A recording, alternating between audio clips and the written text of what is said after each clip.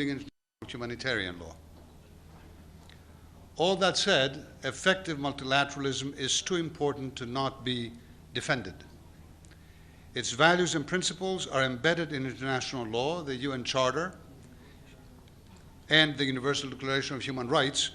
In other words, in the UN itself as a whole. Effective multilateralism means ensuring that international law and the UN Charter apply to all states in the same way.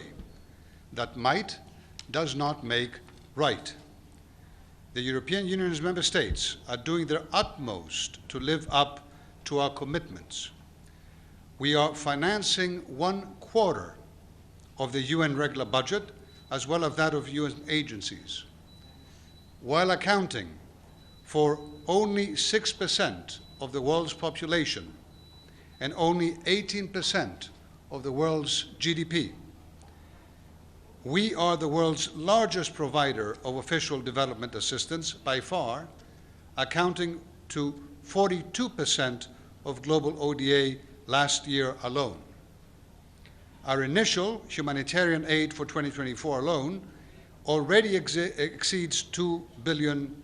Our funding to UNRWA accounts for over 40% of the agency's budget. We are committed to multilateralism not just in words, but in action. And we call on all member states, including those championing multilateralism so loudly today, to step up their own contributions to the UN's essential work. We're also proudly among the UN's closest partners in crisis management and peace operations. The European Union works in over 25 crisis contexts, providing mediation and supporting dialogue around the world. Despite Russia's grave violations, multilateralism still offers great hope if we defend it. Together with our partners around the world, we will continue to address the many global crises we are facing, from the Russian war of aggression against Ukraine to Gaza and the Middle East, from Sudan to the DRC, from Haiti to Myanmar. In closing, we pay tribute to the courage and professionalism of UN staff around the world, dedicated to defending the UN Charter and protecting those most in need, sometimes with their own lives. Thank you.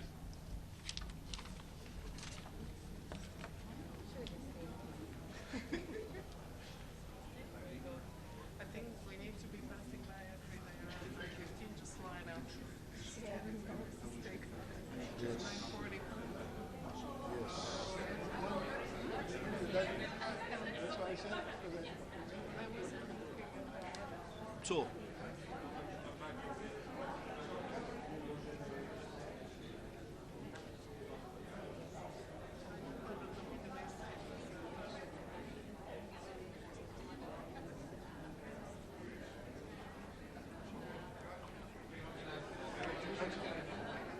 shall we?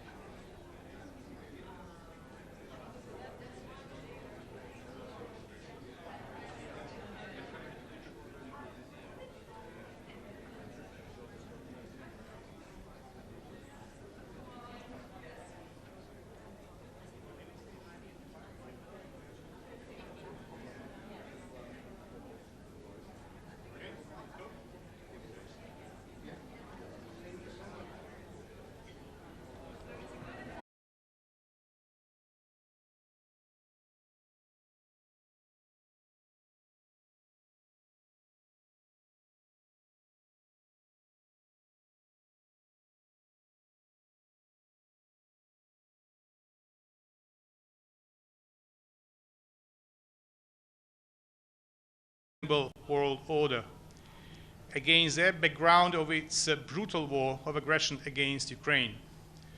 The topic of debate is another clear demonstration of Russia's hypocrisy.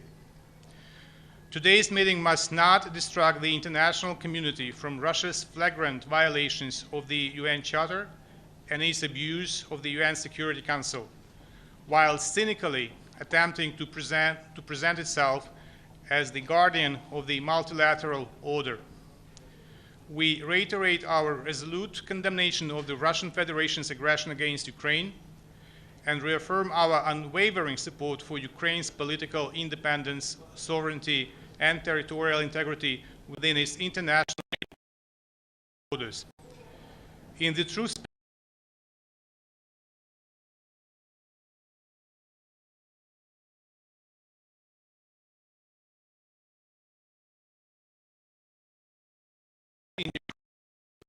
in Switzerland presented such a vision, the summit concluded with a communiqué signed by over 90 countries and institutions with the focus on food security, nuclear security and safety, and humanitarian issues, including the return of thousands of Ukrainian children.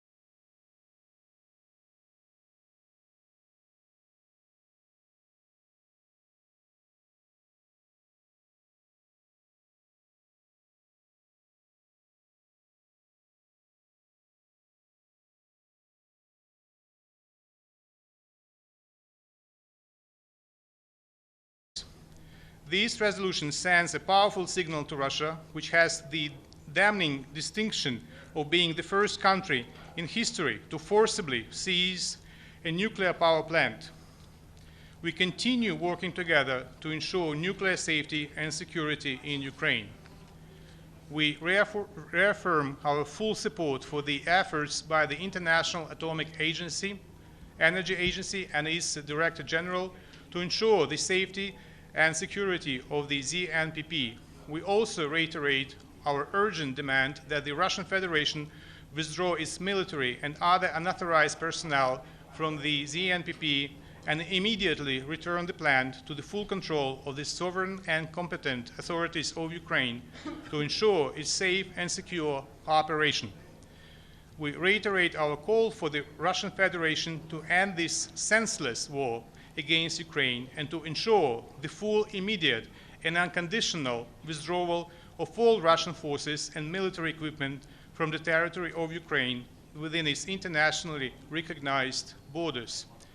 We will continue working together on implementing the vision of a comprehensive, just, and lasting peace based on the UN Charter, and on ensuring accountability for the crime of aggression, war crimes, and crimes against humanity.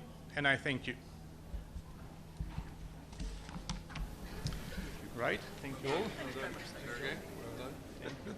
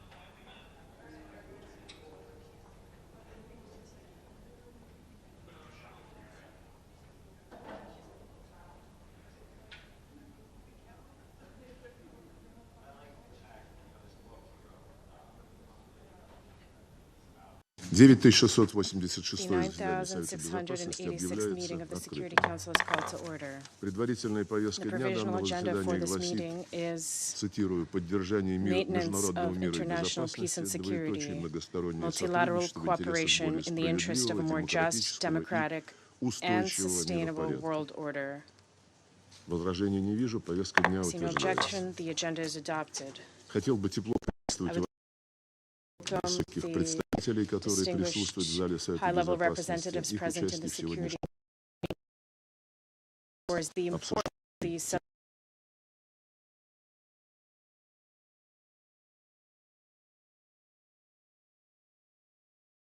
the Australia, Bangladesh, Belarus, многонационального the государства plurinational state of Bolivia, Бразилии, Венгрии, Brazil, Боливарианской Hungary, the республики Bolivarian Венесуэла, Republic of Гuyana,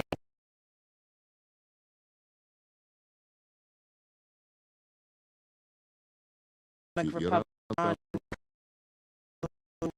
Мальдивских Cuba, островов, the Марокко, Maltese, Непала, Morocco, Nepal, Никарагуа, Объединенных Арабских the United Arab Эмиратов, Emirates, Пакистана, Саудовской Pakistan, Аравии, Saudi Сербии, Arabia, Сирийской Serbia, Арабской the Syrian Республики, Arab Таиланда, Republic, Thailand, Тимор-Лесте, Турции, Timor-Leste, Уганды, Turkey, Филиппин, Uganda, Чили, Philippines, Эфиопии Chile, и Южной Ethiopia, Африки. and South Africa to participate in this meeting. It is so На decided. основании правила In 39 accordance with Rule временных правил 39 of the процедуры Council's Совета, я provisional rules приглашаю of принять procedure, участие I в данном invite заседании главу делегации the head of the Европейского delegation Союза of the при European Union Организации to the United Объединенных Наций, его Nations, превосходительство His господина Excellency Mr. Ставроса Stavros Ламбринидиса. Lambrinidis, to participate in this meeting.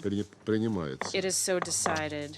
Совет Безопасности The приступает к Security Council will now рассмотрению begin пункта its 2 повестки consideration дня. of item 2 of the Хотел бы agenda. обратить внимание I членов wish Совета to на draw the документ attention of council members to document S/2024/537, письмо S/2024/537, постоянного a представителя letter Российской Федерации при Организации dated Объединенных July 9, Наций от 9 июля 2024, from the permanent 2024 representative of the года на Russian имя Federation Генерального to the United секретаря, Nations, препровождающее addressed to the Secretary General, концептуальную transmitting a записку по concept рассматриваемому paper on the item under Сейчас consideration. я I сделаю shall now заявление make в a качестве statement in министра my иностранных дел capacity as the Российской Minister for Федерации. Foreign Affairs of the Russian Federation. Уважаемые дамы и господа, ваше Ladies and превосходительство, gentlemen, your сегодня испытанию на excellencies, прочность подвергаются today, сами the основы very международного foundations of the правопорядка, international legal стратегическая order, стабильность и strategic stability, and the ООН-центричная система UN-centric мировой system of политики. global politics are being put to the Урегулировать test. множащиеся конфликты It will be невозможно, если impossible не to разобраться в resolve the их conflicts that are multiplying первопричинах и не without getting to their восстановить root веру в нашу causes and restoring способность faith объединять in our усилия ради ability to общего join блага forces и for the common справедливости для good всех. and justice for Будем all. откровенны, Let us be далеко не все frank. представленные в этом Not all зале states represented in this государства room признают ключевой recognize принцип the Устава key ООН principle of the – UN Charter, суверенное the равенство sovereign всех equality of государств. all states. Соединенные Штаты давно The United объявили States устами своих has президентов о long, собственной through the words исключительности. of its Это presidents, касается declared its own отношений Вашингтона к своим exceptionalism. This союзникам, от которых also требует applies to Washington's беспрекословного attitude towards its послушания даже в allies, ущерб from whom it их demands unquestioning национальным obedience, even to the интересам. detriment of their Прав national Америка. interests.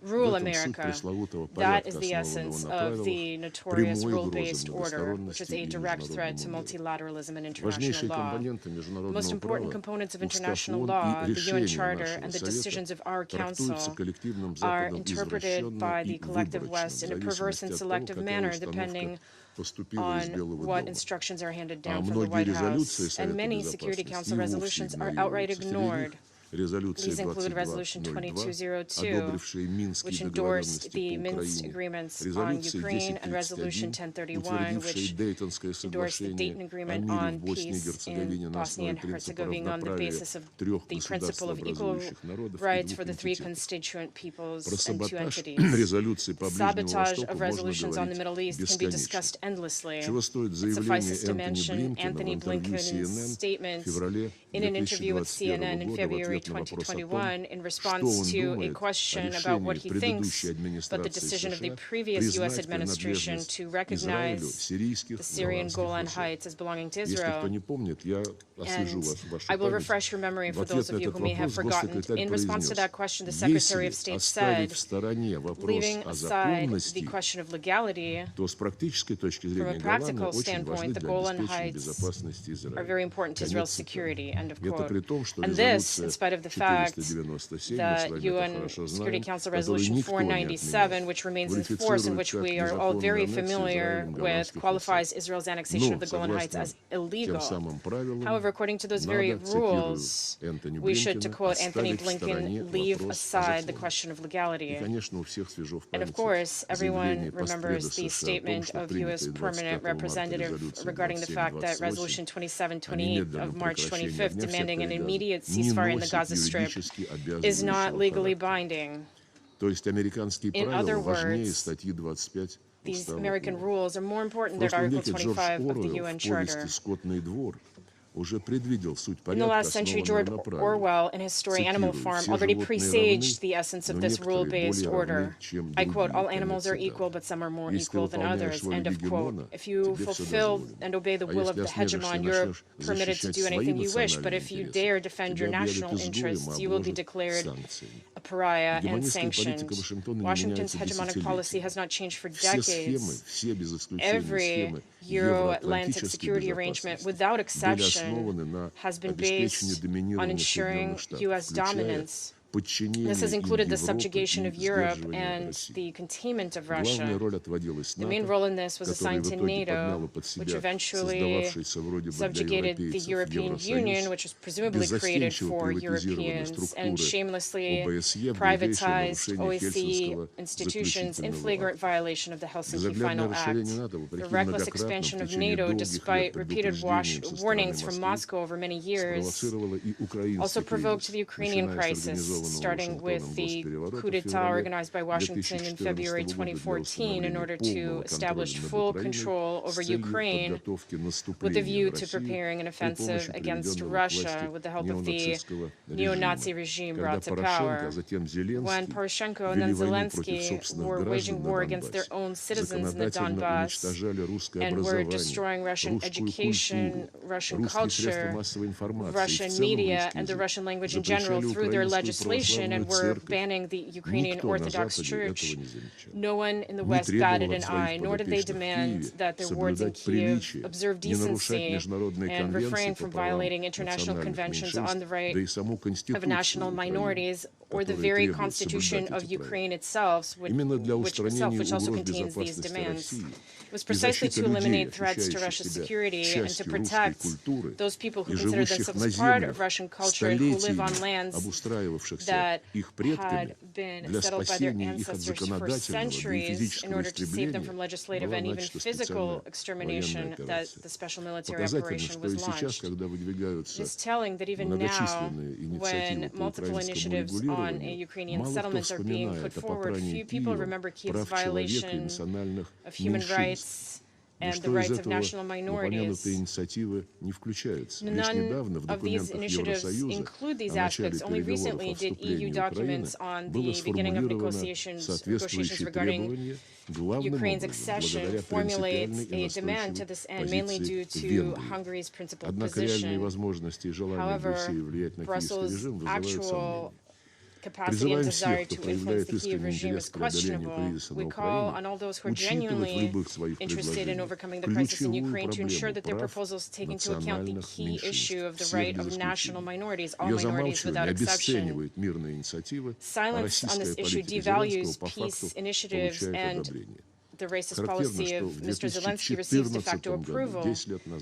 It is typical that 10 years ago in 2014, Zelensky said, if the people in the east of Ukraine and Crimea want to speak Russian, let them be, leave them alone, let them speak Russian legally. Language will never divide our homelands. End of quote. Since then, the U.S. has successfully re-educated him, and as early as 2021, Zelensky, in one of his interviews, demanded that those who feel a sense of affinity with Russian culture get out and go to Russia for the future of their own children and grandchildren. I appeal to the masters of the Ukrainian regime, make sure that it complies with Article 1.3 of the UN Charter, which guarantees the fundamental rights and freedoms of all people without distinction of race, sex, language, or religion. Dear colleagues, the North Atlantic Treaty Organization is not content with the war that it has unleashed against Russia through the hands of the unlawful authorities in Kiev, nor is it content with the entire OSCE space. Having dismantled the fundamental agreements in the area of arms control, the U.S. continues to ramp up confrontation.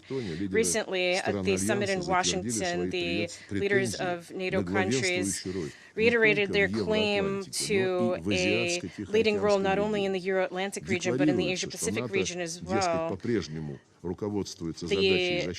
proclaimed intention is that NATO is continuing to be guided by the goal of protecting the territory of its member states, but in order to do this, they allegedly need to spread the alliance's dominance on the entire Eurasian continent and adjacent water. The military infrastructure of NATO is advancing into the Pacific region with the obvious goal of undermining the ASEAN-centric architecture, which for many decades was built on the basis of the principles of equality, recognition of mutual interests, and consensus.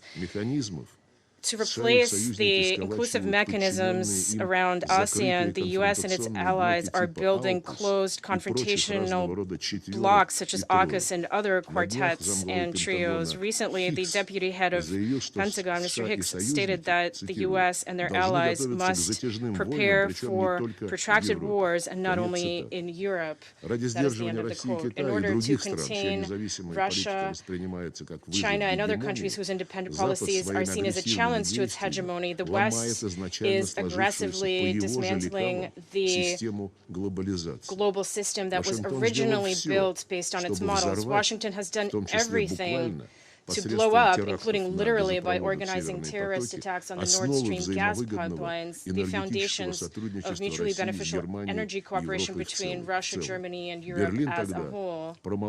At the time, Berlin remained silent, but today we see another embarrassing period for Germany, whose leadership has unquestioningly complied with the U.S. in order to place U.S. medium-range missiles on its territory. Olaf Scholz said very ingenuously that the U.S. has decided to place high-precision offensive weapons systems in Germany, and this is a good decision.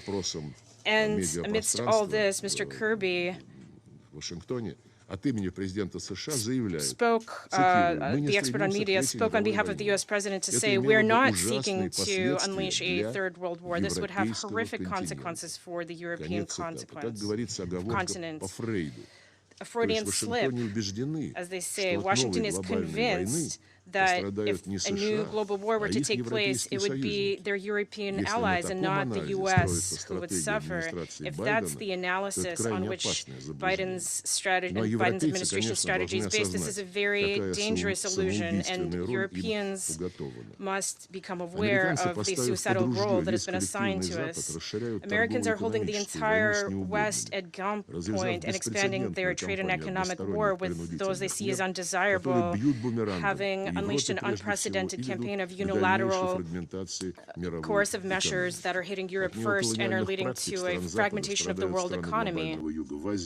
The countries of the global South Asia, Africa, and Latin America are suffering from the neo-colonial practices of the West. Illegal sanctions, multiple protection measures, restrictions on access to leading technologies are counter to true multilateralism and create serious obstacles to achieving the 2030 agenda. Where are all those attributes of the free market where the United States and its allies taught everyone to follow? Market economy, fair competition, inviolability of private property, presumption of innocence, free movement of people, goods, and capital, all that has been jettisoned. Geopolitics has buried the once sacred laws of the market for the West. Recently, we heard public demands from the officials of the United States, the European Union, aimed at China to reduce excess production in high-tech sectors because the West has started losing its long advantages in that area.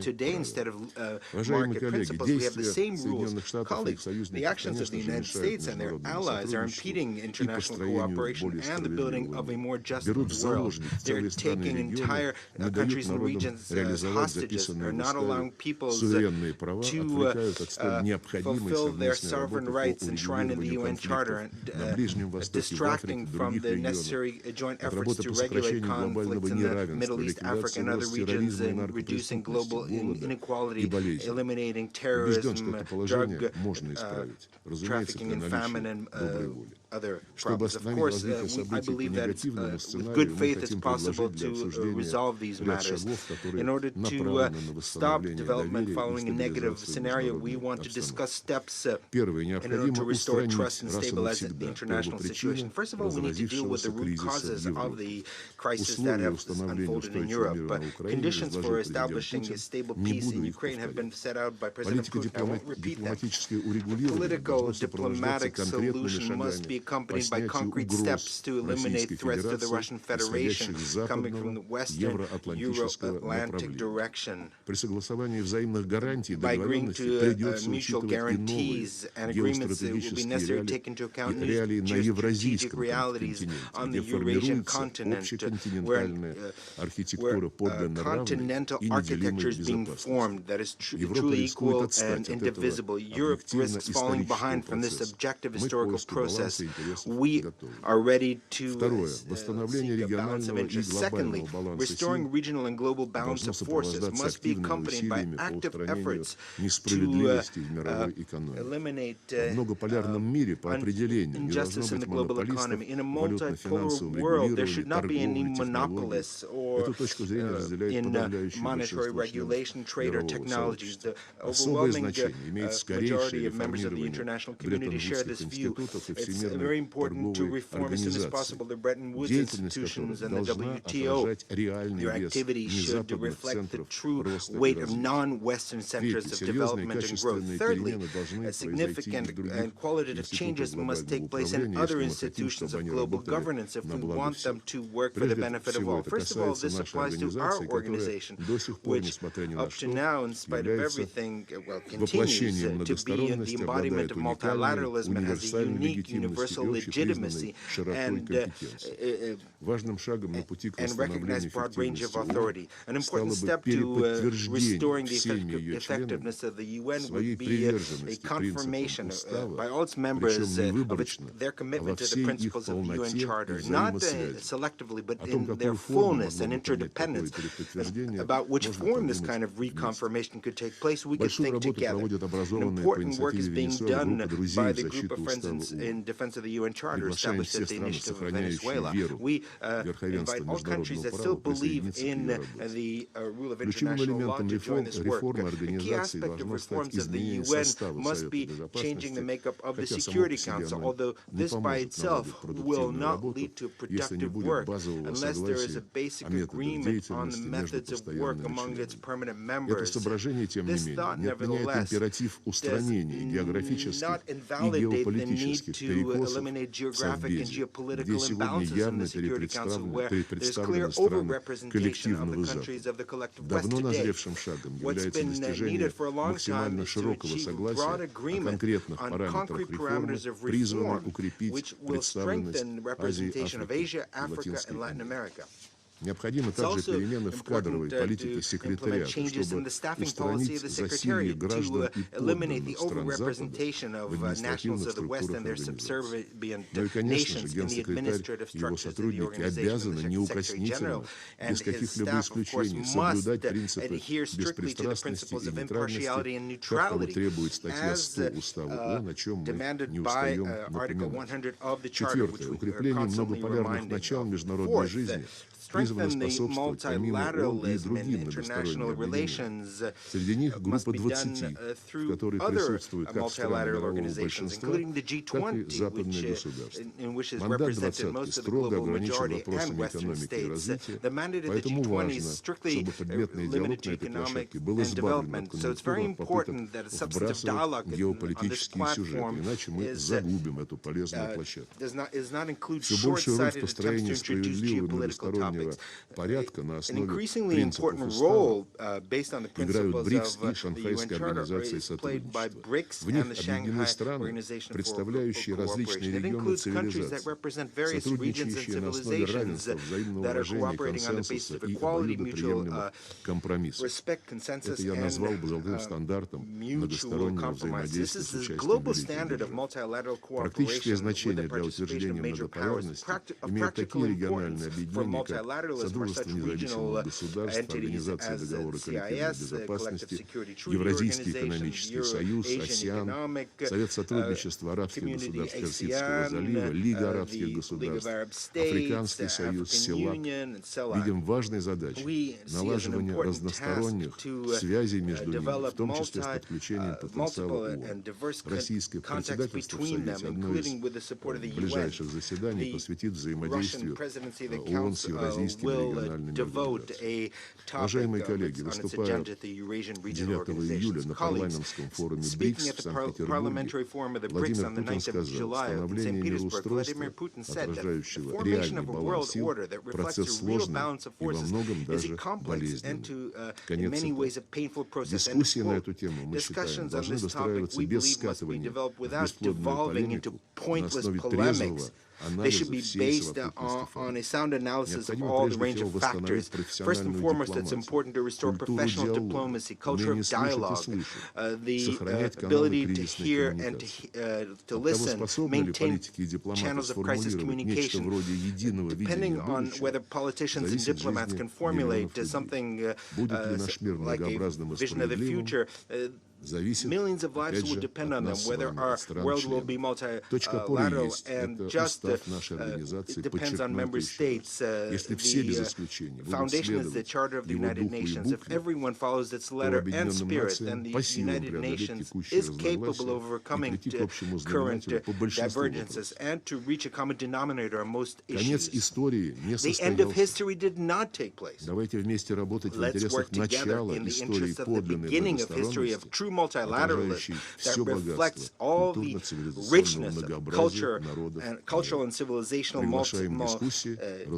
diversity of the peoples of the world. I invite everyone to a frank discussion. Of course, it has to be an honest one. Thank you very much. I resume my function as the President of the Council. предоставляю слово члену Федерального совета и начальнику Федерального департамента иностранных дел Швейцарии, его превосходительству господину Игнацио Кассис.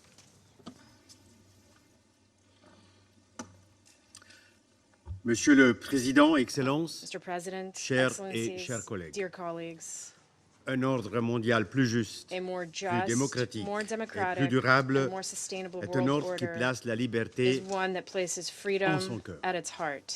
Or, l'histoire nous montre qu'il n'existe aucune liberté absolue, si la liberté est essentielle pour vivre en société, elle n'est assurée que lorsque celle-ci est protégée par des règles de principe, des règles de droit.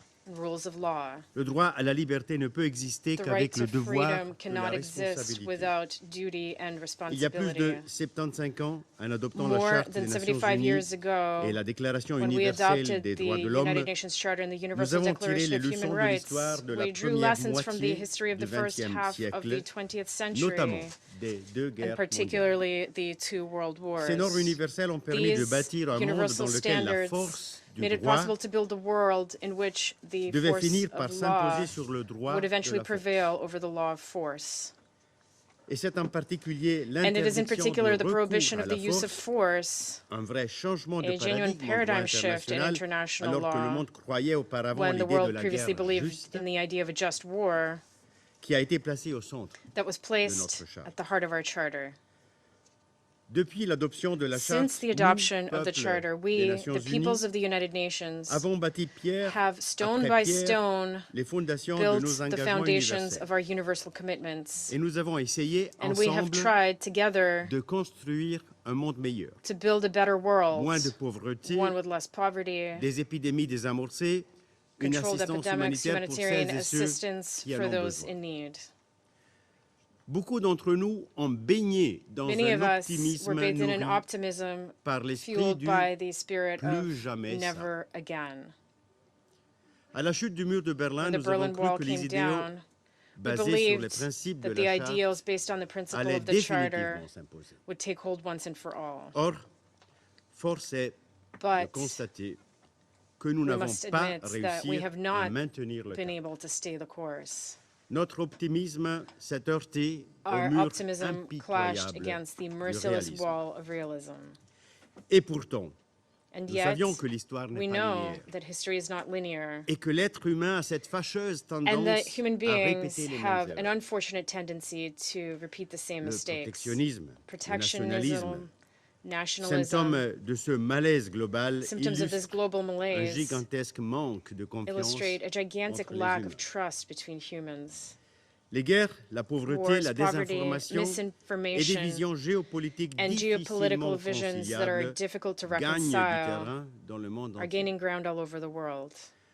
Ainsi, l'Ukraine est Ukraine, dévastée for par une example, agression has been militaire devastated by military depuis plus de aggression 2 for ans over 2 en years violation flagrante de in la Charte. flagrant violation of the Charter. Depuis plus d'un an, le Soudan For more than a year, est à nouveau en Sudan proie has à once une guerre again been in the civile. grip of a civil war. Et, mesdames et messieurs, And, ladies and gentlemen, 75 ans 75 d'engagement years of multilatéral multilateral n'ont engagement pas encore apporté have la yet paix. to bring peace Proche-Orient. to the Middle East. Oui, le multilatéralisme est Multilateralism mal en point. is ailing.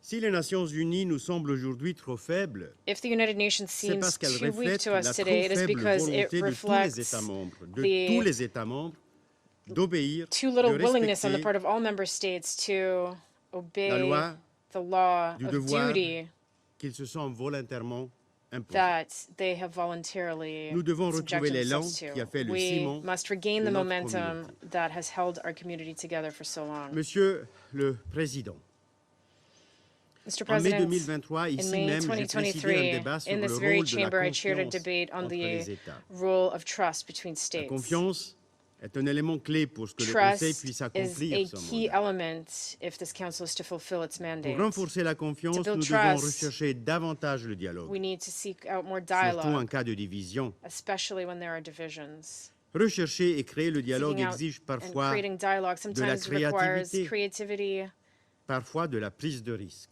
and risk-taking. En organisant il y a un mois une conférence When we internationale organized sur an la paix en international Ukraine, conference on peace in notre Ukraine a objectif month était ago, our aim précisément was precisely d'établir la to build confiance à trust travers le through dialogue. dialogue. En Suisse, In pendant Switzerland, 2 jours, for 2 days, une centaine de délégations ont around 100 échangé sur les chemins delegations possibles discussed vers la paix. possible paths to peace. Nous n'étions de loin pas tous By d'accord, no means did sur we all ces agree chemins on vers these la paix. paths to peace. mais nous nous sommes efforcés d'établir une base But we de tried confiance to pour progresser. establish a basis of trust on which to move Et nous forward. offrons des lieux de dialogue pour d'autres And we are discussions, providing comme a forum actuellement pour le for Soudan sous l'égide de l'ONU Other à discussions, Genève, such as ou the one auparavant currently dans le taking place on contexte Sudan du under Yémen. the auspices of the UN Geneva, or the one that took place La Suisse, earlier in the pays context of dépositaire des Yemen. conventions de As the Genève, depositary of the est prête Geneva à Convention, prendre ses Switzerland is ready to shoulder its pour responsibilities un ordre mondial basé sur le droit humanitaire. to achieve a world order based on humanitarian Alors que law. nous commémorons As le we mois prochain commemorate les 75 ans des conventions The de Genève, 75th anniversary of the et Geneva j'espère Conventions d'ailleurs next month, vous accueillir and I hope toutes et tous en to Suisse pour welcome cette you all to commémoration Switzerland for importante. this important Il est commemoration. grand temps de réaffirmer la It validité is high universelle time to reaffirm the universal droit validity of international international humanitarian law. Fin octobre, At the la end of Suisse accueillera October, la 34e Switzerland will conférence host the internationale de la 34th International Croix-Rouge Conference of the et du Red Croissant Cross Rouge à and Red Genève, Crescent in Geneva, avec comme devise under the motto, gérer l'incertitude, managing renforcer uncertainty, l'humanité. strengthening humanity.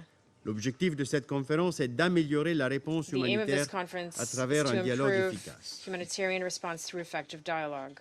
Mesdames et messieurs, chers Ladies collègues, and gentlemen, dear face colleagues, à l'augmentation des guerres, faced with an increase in face wars à l'usage and systématique de la systematic violence, use of violence, nous avons besoin de croire we au need respect to du droit believe international in respect for humanitaire. international humanitarian law. Si la confiance peut être créée While par le trust can be dialogue, created through dialogue, elle peut l'être également par un it can changement de also be perspective. created through a change of perspective. Comme médecin de formation, As a doctor by je crois training, en la science et en la diplomatie scientifique. I believe in science and Je suis scientific persuadé que la diplomacy. science peut I'm convinced contribuer that science à renforcer can help l'efficacité de notre travail. strengthen the Une efficiency of our approche work. fondée sur An les faits approach scientifiquement based on établis renforce scientifically aussi established la facts confiance mutuelle. also strengthens mutual Elle offre trust. la It possibilité makes it d'anticiper possible les risques et les to opportunités pour la paix. anticipate risks and opportunities for peace. Lors de notre présidence au Conseil During our en presidency octobre of the de cette Council année, in October of nous allons this proposer year, une réunion we sur will le be potentiel de la proposing a meeting diplomatie on scientifique. the potential of science diplomacy. Chers et chers collègues, Dear colleagues, à nous, it is up membres to de ce us, Conseil, the members of this d'être Council, à la hauteur de la to live up responsabilité qui to nous the a été donnée, responsibility that we have que been ce soit entrusted, par l'Assemblée whether by générale the General ou Assembly par l'histoire or by the de notre history humanité commune. of our common Je humanity. vous remercie. I thank you. Я благодарю превосходительство I thank His господина Excellency, Кассиса и Mr. предоставляю слово Ignacio директору Cassis, and I give the floor to the Департамента по Director of the многосторонним и Department of глобальным вопросам Multilateral and Global Министерства Affairs, иностранных Ministry дел for и Foreign Affairs международного and International сотрудничества и Cooperation, послу Гаяны при and Карибском Ambassador сообществе его to the Caribbean Community превосходительству of господину Guyana, Джорджу His Толботу. Excellency Mr. George Talbot. Mr. President, Excellencies, I thank the Russian Federation for convening today's open debate and welcome the opportunity for collective introspection and frank assessment of multilateral cooperation in the interest of a more just, democratic, and sustainable world order. In Guyana's view, such an order is exactly what was envisaged when the United Nations Charter was crafted. The critical ingredients can be found in the preamble to the Charter. A world free from the scourge of war, one where there is respect for fundamental human rights and the dignity and worth of the human person, where men and women and nations large and small enjoy equal rights, where there is justice and respect for international law and the obligations flowing therefrom, and a world that fosters for all peoples better standards of life in larger freedom. The United Nations Charter, embodying as it does the fundamental principles of the multilateral ethos, has served as a framework and guide for the achievement of these objectives. It enjoins a sense of common purpose, a spirit of solidarity, and of inclusion. No country or people is to be left behind. As sovereign equals, every state deserves a seat at the table of global discourse. Each voice needs to be heard and respected, and each contribution valued. In the words of Guyana's most celebrated poet, Martin Carter, I quote, "All are involved, all are consumed," unquote. Small developing countries such as my own attach the highest value to an effective, democratic, responsive, and inclusive multilateral system, and to the primacy of the rule of international law. Our security, our very survival depends on this. In working to adapt the global architecture to the demands of the 21st century, the enduring relevance and validity of the purposes and principles of the UN Charter cannot be overstated. However, too often are they honored in the breach. It is incumbent on the Security Council, charged with the primary responsibility for maintaining international peace and security, and by extension its member states, to be exemplary in their adherence to the Charter and to eschew any conduct that is inimical to the Council's mandate. But no state is exempt in this regard. States must therefore hold themselves and each other to the highest standards of performance and accountability in observance of the Charter and international law. Mr. President, as we have seen in the cases of Ukraine and Gaza, breaches of the peace can have consequences well beyond the immediate theater of operations. The Security Council must take active cognizance of these realities and, in concert with the broader international community and regional organizations, be more proactive in addressing the drivers of conflict.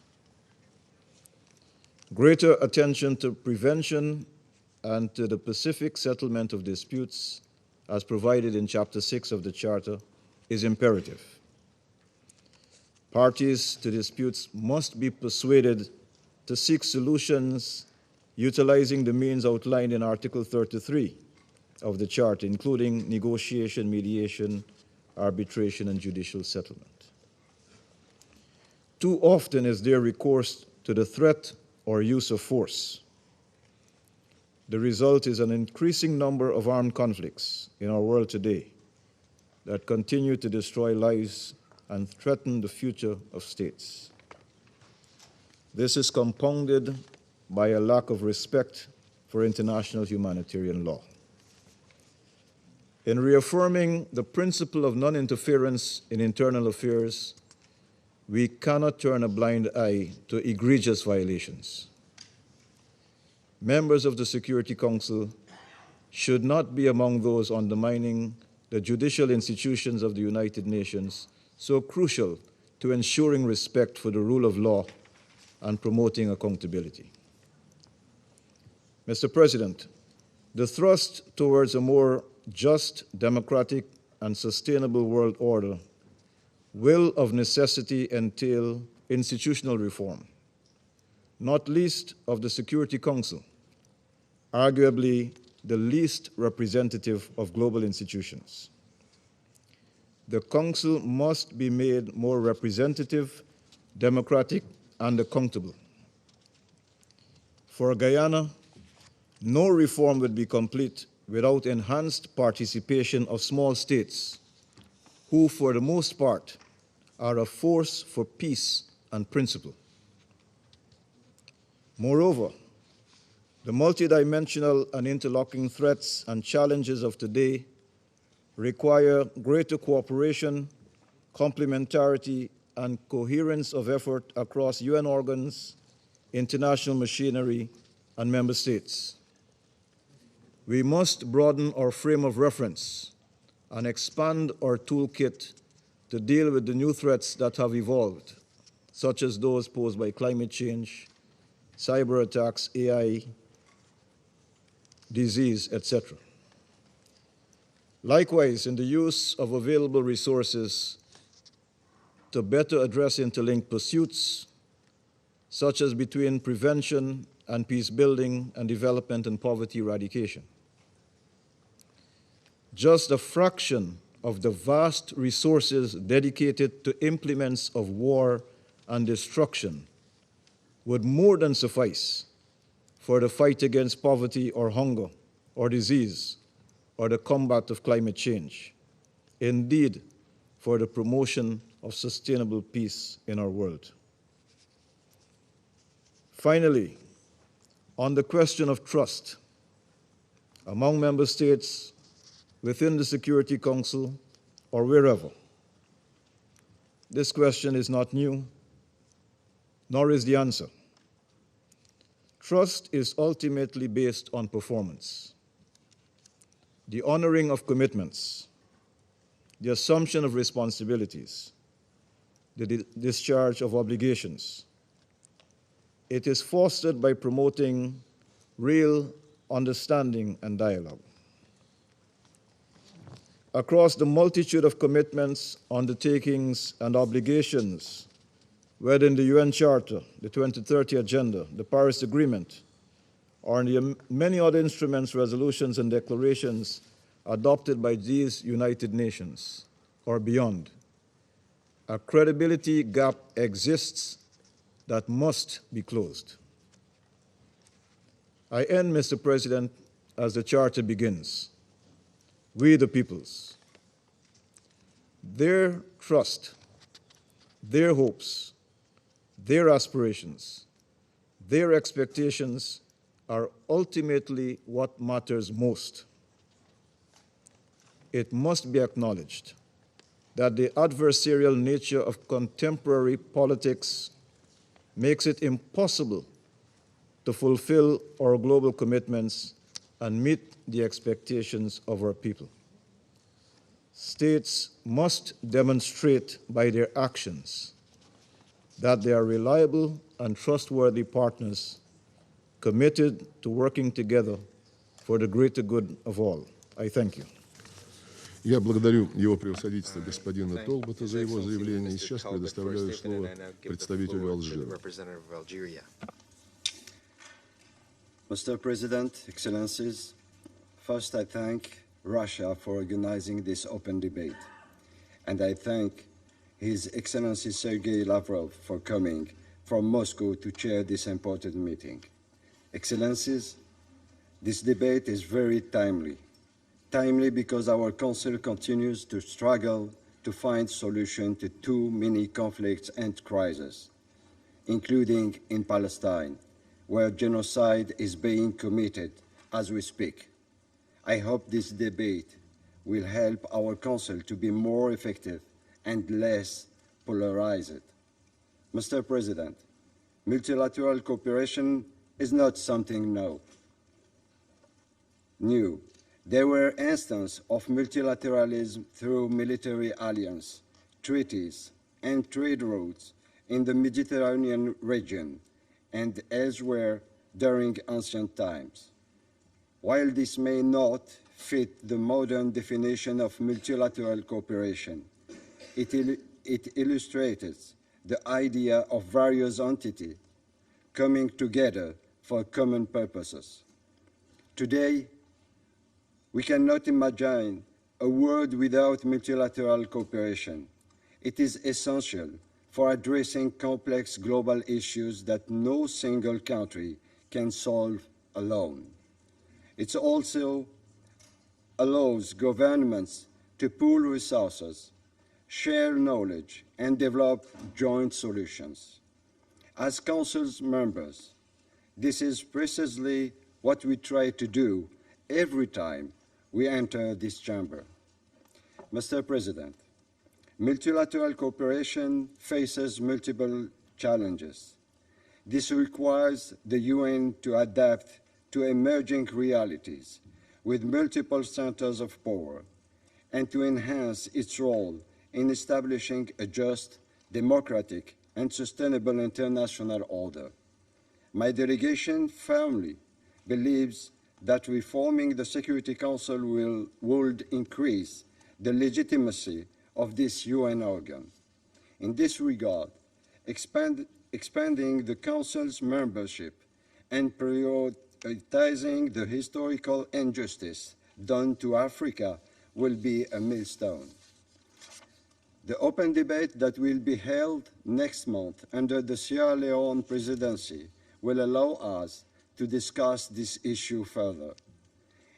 In the meantime, the IGN's contribution to the Pact of the Future is an important step in the right direction. We thank the IGN's co-chairs, the permanent representative of Austria and Kuwait. Mr. President, regarding the opportunities we shall not miss, first and foremost, we have the 2030 Agenda.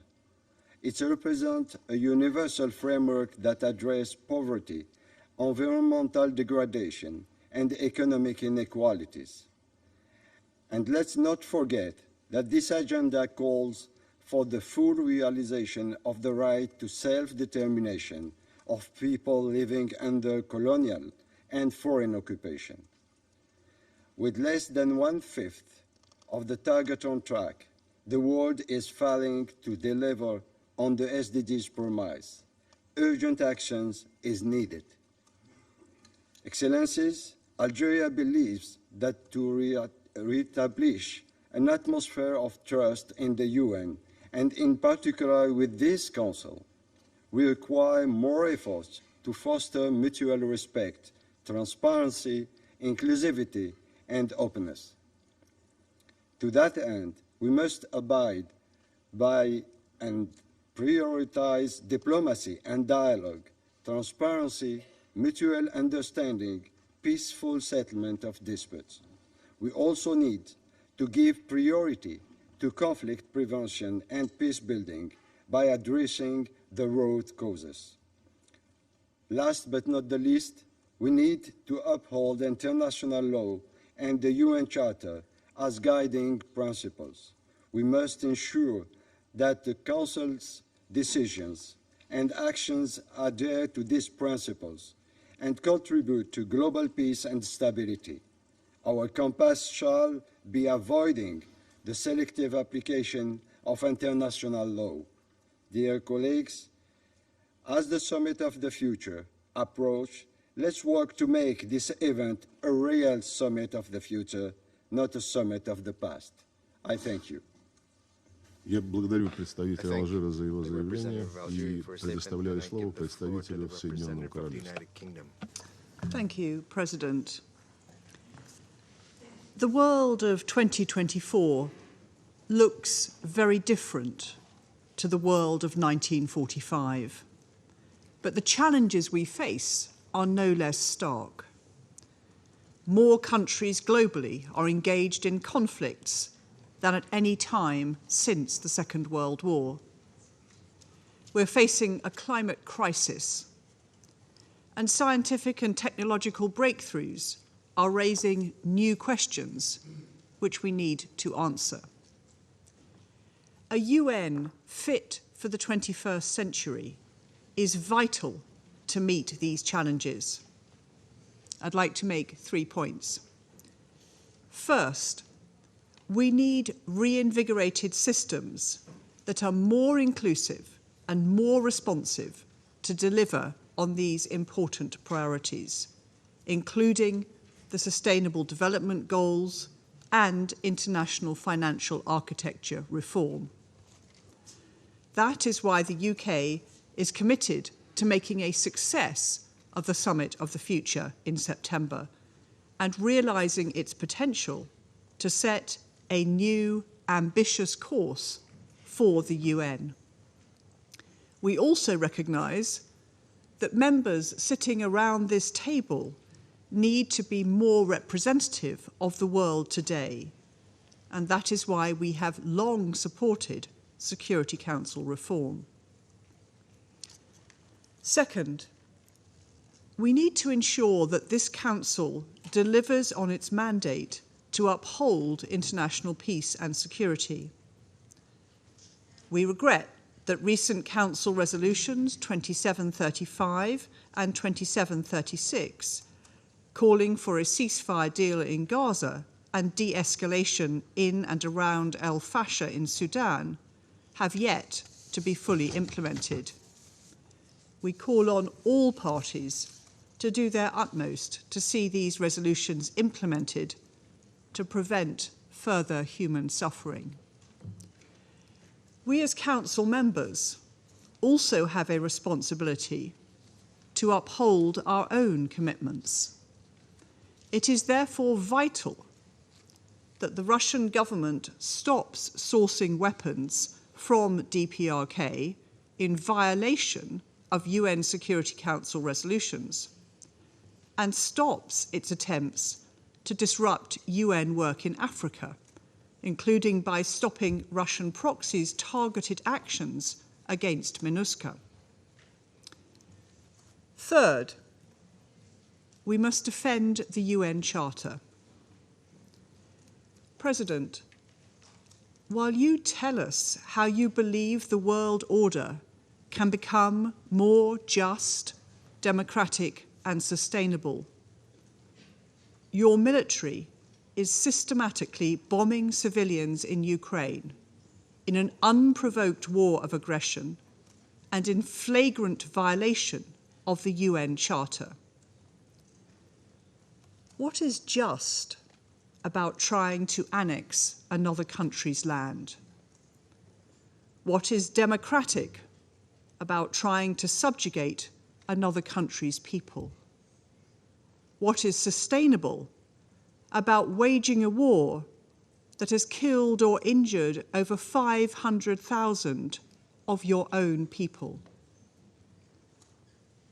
The war in Ukraine is a stark reminder of what kind of world order Russia really wants. A world where might is right and powerful countries can bully and invade others with impunity. The UK will not accept such a world. We will continue to stand staunchly behind Ukraine. We will support its aspiration for a just and lasting peace in line with the UN Charter and international law, and its demand for accountability.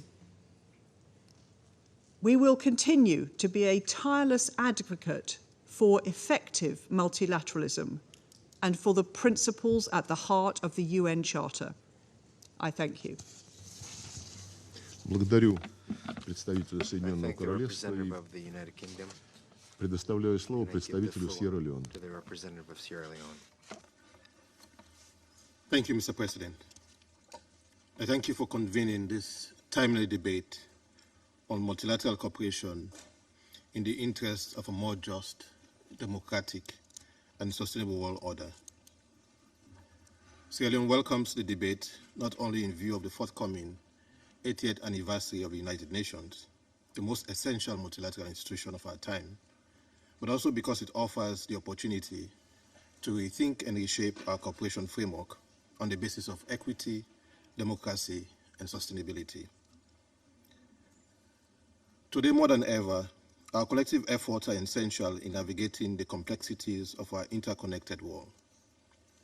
The challenges we face, ranging from climate change to global health crisis, from conflicts to economic inequalities, are beyond the capacity of any single nation to resolve. They demand a robust, coordinated, and inclusive multilateral approach. Currently, the 193 member states of the United Nations, from diverse regions and cultures, evoke a strong statement of recognition by member states of the importance of the multilateral system founded on international law to safeguard the sovereignty and independence of states and to advance and defend common and critical interests. We should therefore resolve to use this unity in diversity to achieve the purposes of the organization, to maintain international peace and security, promote and protect fundamental human rights, and cooperate to achieve sustainable development. Presently, we are, however, challenged to generate innovative ideas and credible mechanisms that will bring all conflict to a peaceful end, maintain peace and security, promote social progress, human rights and fundamental freedoms, and secure better standards of life for humanity. We have limited options or any other alternative other than to strengthen multilateralism based on the UN Charter and international law to address these challenges.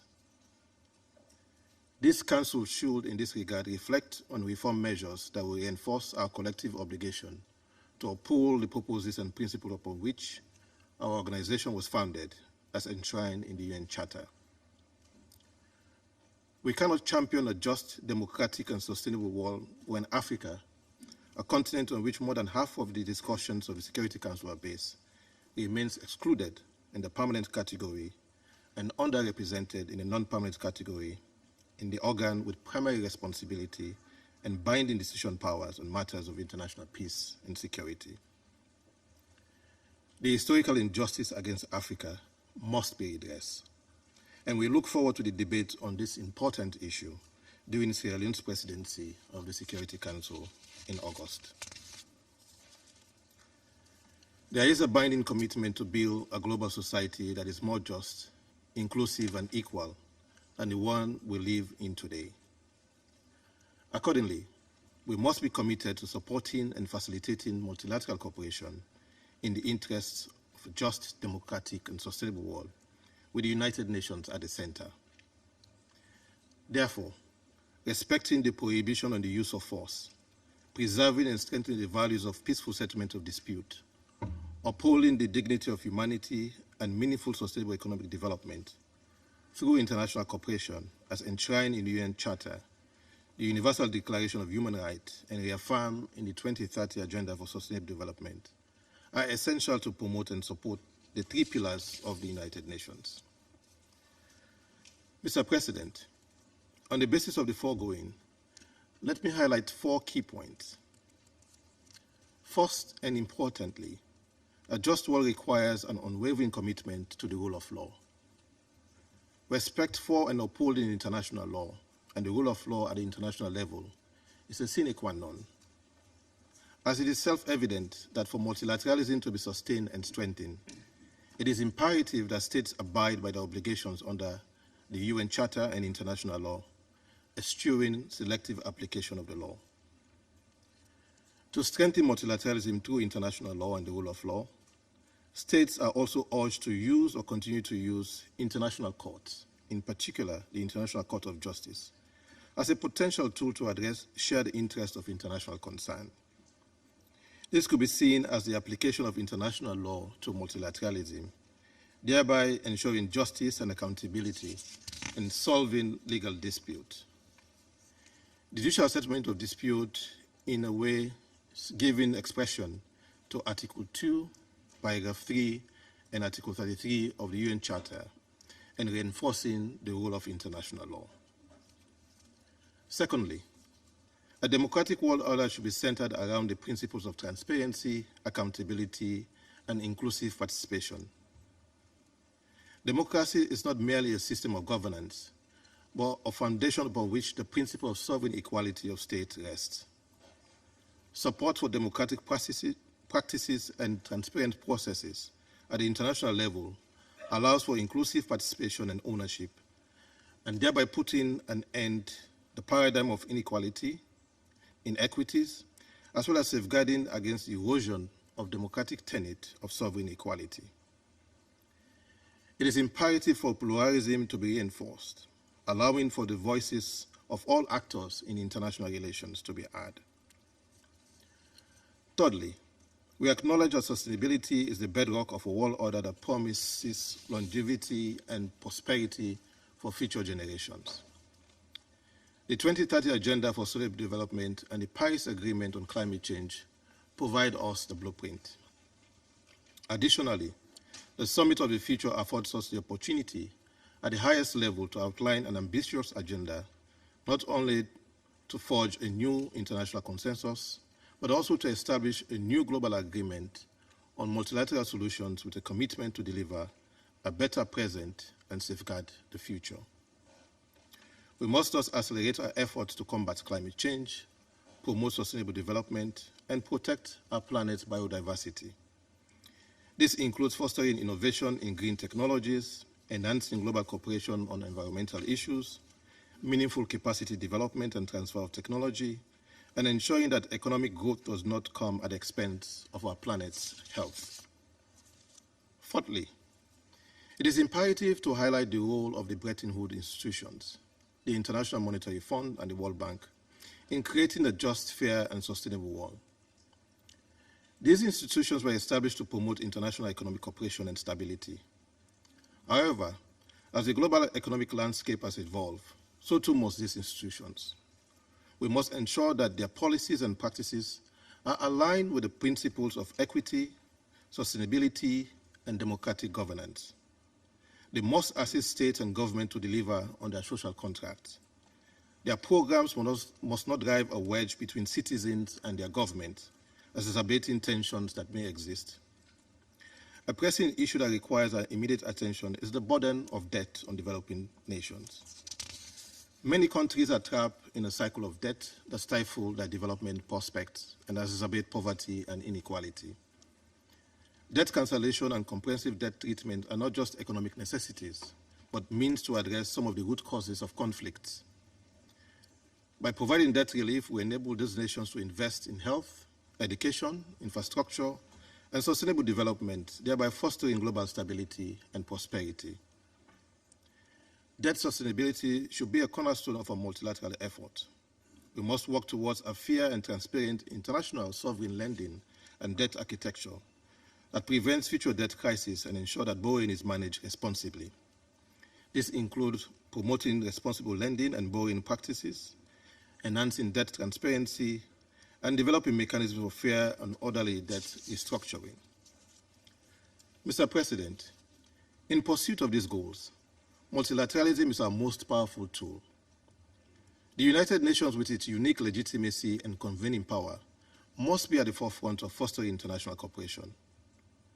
We must reform and reinvigorate our multilateral institutions to be more effective, representative, and responsive to the needs of all member states. This includes addressing disparities in global governance structures and ensuring equitable representation for developing countries, especially Africa. Our collective resolve to enhance our multilateral cooperation must be the immediate necessity. Our inaction will have a debilitating effect on the dignity of humanity. In that regard, Sierra Leone reiterates its commitment to the principles, ideals, and objectives of the UN Charter. In closing, Mr. President, let me say that the challenges of our times are formidable, but they are not insurmountable. By embracing multilateral cooperation, we can create a world that is more just, democratic, and sustainable. Let us reaffirm our commitment to these principles and work together to build a future that reflects the highest aspiration of humanity. I thank you. Я благодарю представителя Сьерра-Леоне и предоставляю слово представителю Республики Корея. I give the floor to the representative of the Republic of Korea. Thank you, Mr. President. It is significant and surreal that this meeting on multilateralism and the world order was convened as the signature event of the Russian presidency of the Security Council, as the country has been providing us with an almost painful amount of food for thought on this subject. With frustration from the intractable conflicts, violence, and threats to international peace and security persisting around the world, such as the war in Ukraine, the Gaza crisis, and DPRK's repeated violations of Security Council resolutions, it is often argued that the UN and multilateralism have become futile.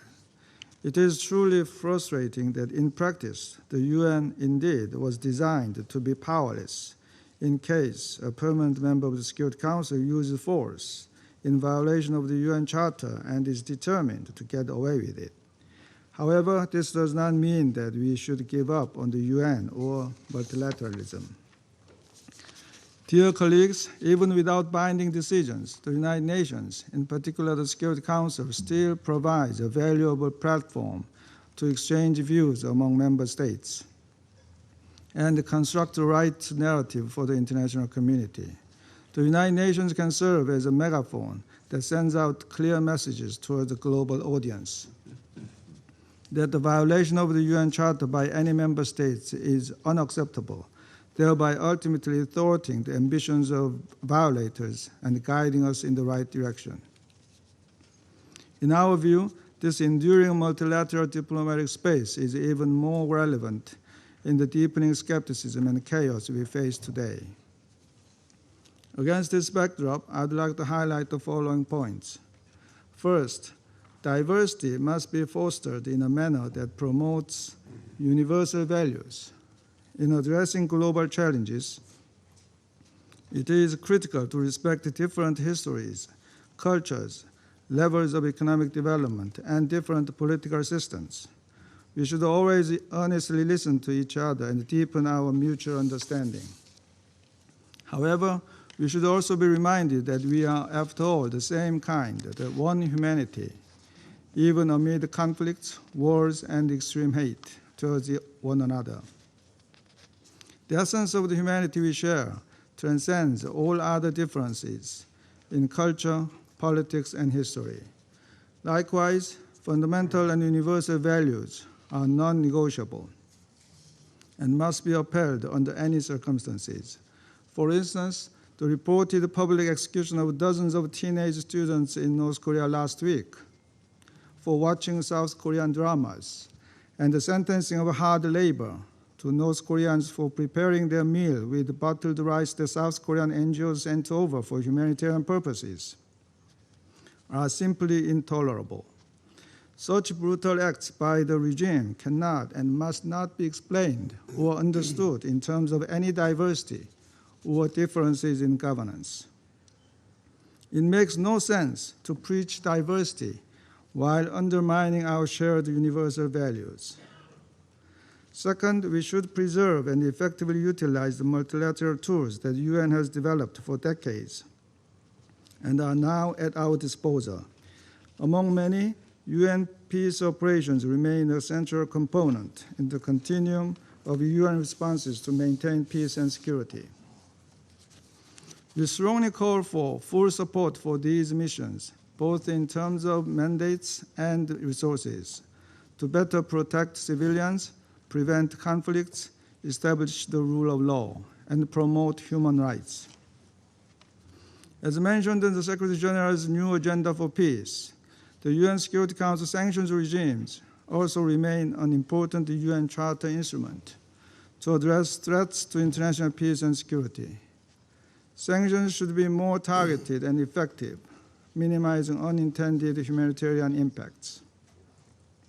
At the same time, we need to ensure that sanctions measures are effective enough to achieve their intended goal, bearing in mind that every sanctions regime has its own history and background.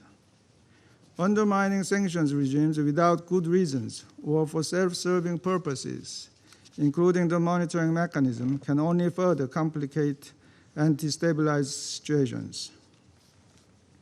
In this connection, Russia's single-handed dissolution of the panel of experts on DPRK sanctions in April demonstrated how grave violations of Security Council resolutions by a permanent member, such as the trading of arms with North Korea, can result in the destruction of an indispensable Security Council institution. One lie leads to another, and one crime leads to another. Colleagues, this brings us to my next point, that accountability for decisions and agreements must be ensured. The concept note for today's meeting asks us whether the international order should be founded on a polycentric or a unipolar paradigm. But in our view, this question is about how we analyze an existing phenomenon, not a matter of choice.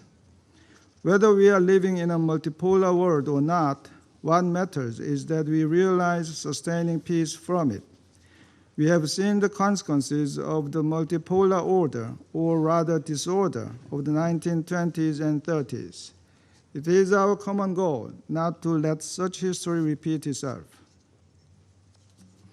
One way to achieve this goal is to ensure that the United Nations outperform the League of Nations and stick to the rules and principles that we have agreed upon as much as possible, including the UN Charter and the Security Council resolutions. This is what we can choose. These rules should be applied to everyone in a fair and consistent manner. It must also be made clear that consequences will follow for violators, rather than allowing impunity.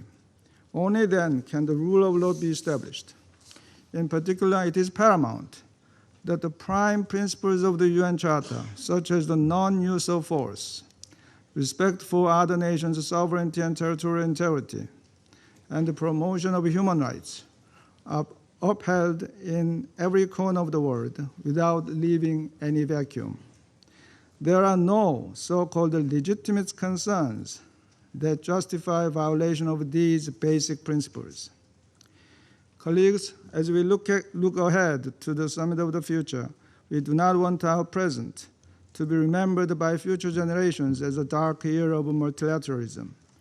Instead, let it be known as a key juncture when we overcame the criticism of futility against multilateralism with tenacious joint efforts to promote our shared universal values.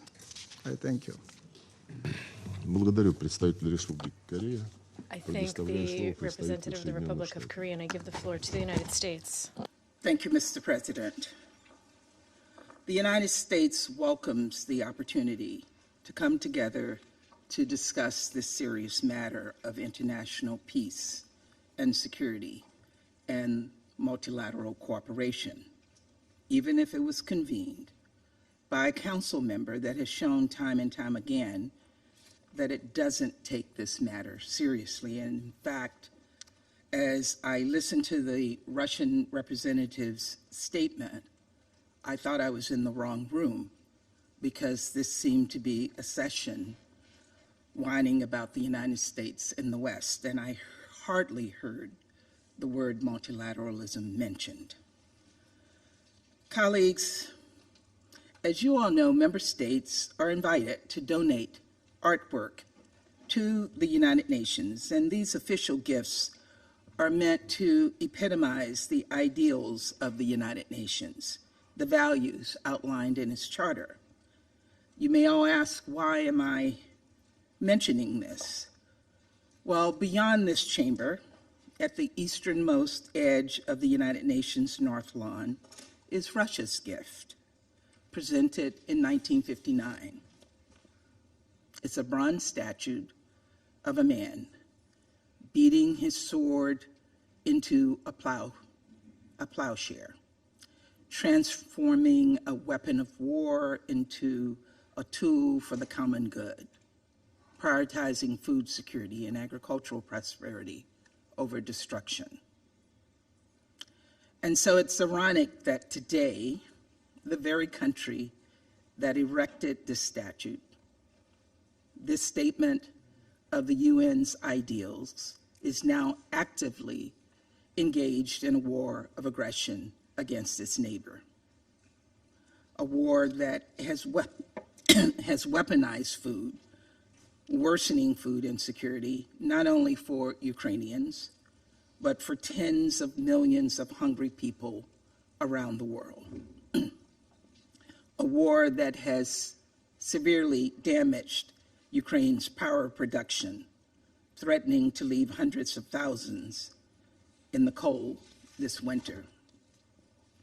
A war that has killed thousands of innocent people, including dozens, just last week at a pediatric hospital in Kyiv. A war that has facilitated the unlawful transfer of thousands upon thousands of people from their homes, including children. And a war that has caused Moscow to resort to nuclear brinksmanship and to violate international sanctions obligations. Of course, Russia's abhorrent behavior began well before its full-scale invasion in 2022. In particular, Putin has treated human beings as bargaining chips and continued to do so to this day. I think about the family and friends of Trevor Reed and Brittany Griner and Evan Gershkovich and Paul Whelan, as well as others. People detained for doing their jobs or even just being in the wrong place at the wrong time and used as human pawns. Last year, this council had the privilege of being joined by Paul's sister, Elizabeth, in the public gallery, and I asked Minister Lavrov to consider her unimaginable pain, having gone 4 years without seeing her brother, to look into her eyes and see her suffering. Today, over 2,000 days since he last saw his family, Paul remains locked up in a Russian penal colony.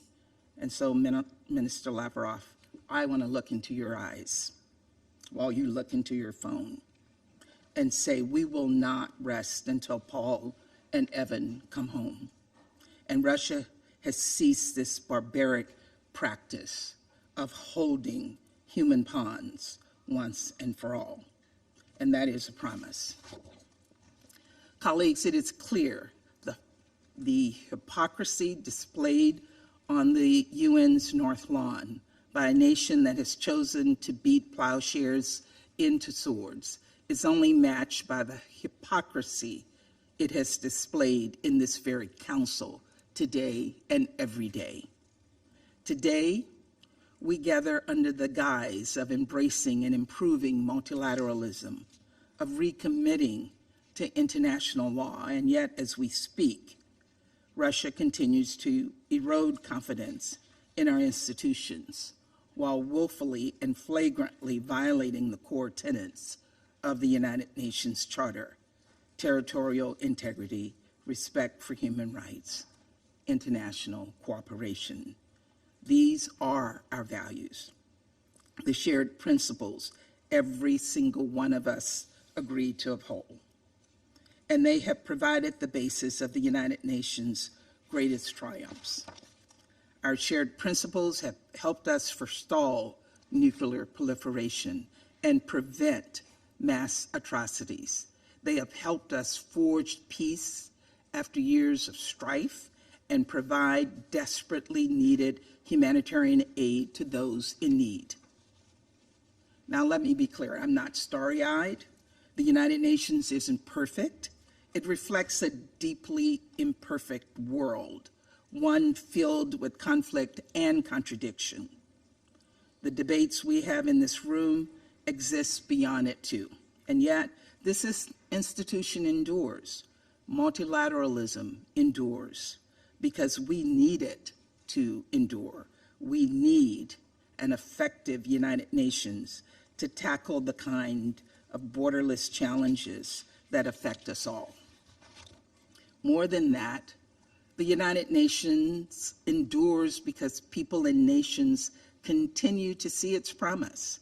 And even in the darkest moments of the past few years, those people, those nations have offered glimmers of hope, moments in which multilateralism won out over isolationism, hope over cynicism. And I think about the global response to Russian aggression. In the aftermath of Russia's full-scale invasion, 143 UN member states came together to affirm Ukraine's territorial integrity and sovereignty. Time and time again, the vast majority of this council has spoken out against Russia's illegal, unprovoked, unnecessary war and against all those who enable it. And in multilateral fora across the globe, including at last month's Ukraine Peace Summit in Switzerland, leaders have committed to Ukraine's recovery, reconstruction, reform, and modernization, to good faith negotiations toward a just and lasting peace, consistent with the principles of the UN Charter.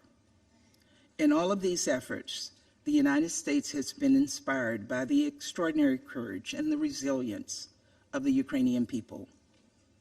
Ordinary citizens willing to risk everything to protect the values they hold dear: democracy and justice, equality and humanity, peace and security. The very values we all have the privilege, in fact, the responsibility to fight for here in this chamber. Colleagues, the United Nations needs reform, not a wrecking ball, and certainly not one accompanied by mealy-mouthed calls for cooperation, but rather meaningful and positive evolution, real action, real change to make this body as effective, efficient, and inclusive as possible. And so, in the face of Russia's divisive rhetoric, attacks on an international architecture we all help shape, and flagrant violations in Ukraine and all around the world, those of us committed to progress both within this institution and beyond it can do more. In fact, we must do more. For our part, the United States is committed to modernizing and strengthening this institution and the multilateral system more broadly to better reflect the priorities of all member states, including developing countries. Whether it's working with shareholders of multilateral development banks to address economic barriers to achieving the SDGs, or championing efforts to reform the Security Council itself, fostering accountability and transparency, and ensuring this body incorporates geographically diverse perspectives, including permanent representation from the Global South. It's why I conducted a wide-ranging set of conversations on Council reform, a listening tour with member states, reform groups, regional groupings, and other institutional systems, and why we will continue to engage widely to ensure this body is fit for the 21st century. Creating this change and upholding the rules-based international order as defined by the Charter aren't mutually exclusive. On the contrary, they are mutually reinforcing. And so as we work to reform multilateral systems, we will uphold our commitment to the international community, from the UN Charter to other treaties and conventions, international humanitarian law to World Trade Organization rules. Not, as my Russian counterpart might argue, to keep other nations down, but rather to help them build up, to ensure that everyone plays by the rules and that the rules are fair to everyone, including the developing nations that have, for far too long, been used and abused by Russia. To that end, we will champion fundamental universal human rights at the very core of that international order: freedom of belief and religion, expression, and peaceful assembly, no matter who you are or where you were born, what you own or how you pray. We will steadfastly pursue a peaceful resolution to conflicts around the world, while working around the clock to promote diplomacy, to expand and accelerate humanitarian efforts, to aid in reconstruction, to not only respond to the crisis of today, but work to prevent them. And we will renew our commitment to achieve the Sustainable Development Goals, to heal the climate, to end poverty and hunger, to fight corruption, to sow equity and justice where it is under assault, to achieve the kind of monumental change only we can as a united global community. Colleagues, this is our charge. This is the moment the United Nations was designed to meet. And so we must rally behind the UN Charter and its fundamental principles of sovereignty, of territorial integrity, of peace and security. We must embrace multilateralism for what it is, not a politically expedient buzzword, but a means of achieving real progress on the issues that affect us all. And finally, we must turn swords into plowshares, conflict into common good, and together create a more peaceful, prosperous world for us all. Thank you. Я благодарю представителя Thank the Соединенных representative of the Штатов United States за красочное выступление for и the very предоставляю eloquent statement, and I now give the представителю floor Мальты. to the representative of Malta. Thank you, President. International law and the UN Charter, underpinned by respect for all fundamental human rights, are the bedrock of multilateralism. They form the essential tenets for diplomacy and international relations. We must remain committed to all fundamental principles of international law, emphasizing that these principles should be seen as complementary rather than conflicting. During times of unprecedented global challenges, it is imperative that we uphold them even more vehemently. Conflicts have escalated both in intensity and in volume, with the emergence of various risk factors and threat multipliers. This includes climate change, which exacerbates various challenges such as the frequency and intensity of extreme weather events, the reduction of food supplies, and the subsequent escalation of conflicts. Human rights are increasingly being curtailed and violated, and inequities are rising. This further enhances the importance of multilateral cooperation, which is crucial for effectively addressing such global challenges. Malta remains dedicated to multilateralism based on international law and the UN Charter to address these challenges. We reiterate that in these times, enhanced cooperation between multilateral organizations and at international and regional level, with the UN at the core of its work, is especially important. The system must continue to evolve to answer to today's challenges. It is fundamental that such an evolution safeguards and facilitates the full, equal, meaningful, and safe participation of women in order to promote gender transformative actions and agreements. President, we believe that the Summit of the Future presents a critical opportunity for all states to recommit to multilateralism based on a good faith interpretation of international law and the UN Charter, with the UN at its center. Peace and security, sustainable development, and adherence to human rights are intrinsically linked. We must therefore accelerate the implementation of the 2030 Agenda, promote and defend the universality and indivisibility of human rights within the UN system, while remaining committed to strengthening transitional justice and accountability for serious violations and abuses of human rights law and violations of international humanitarian law.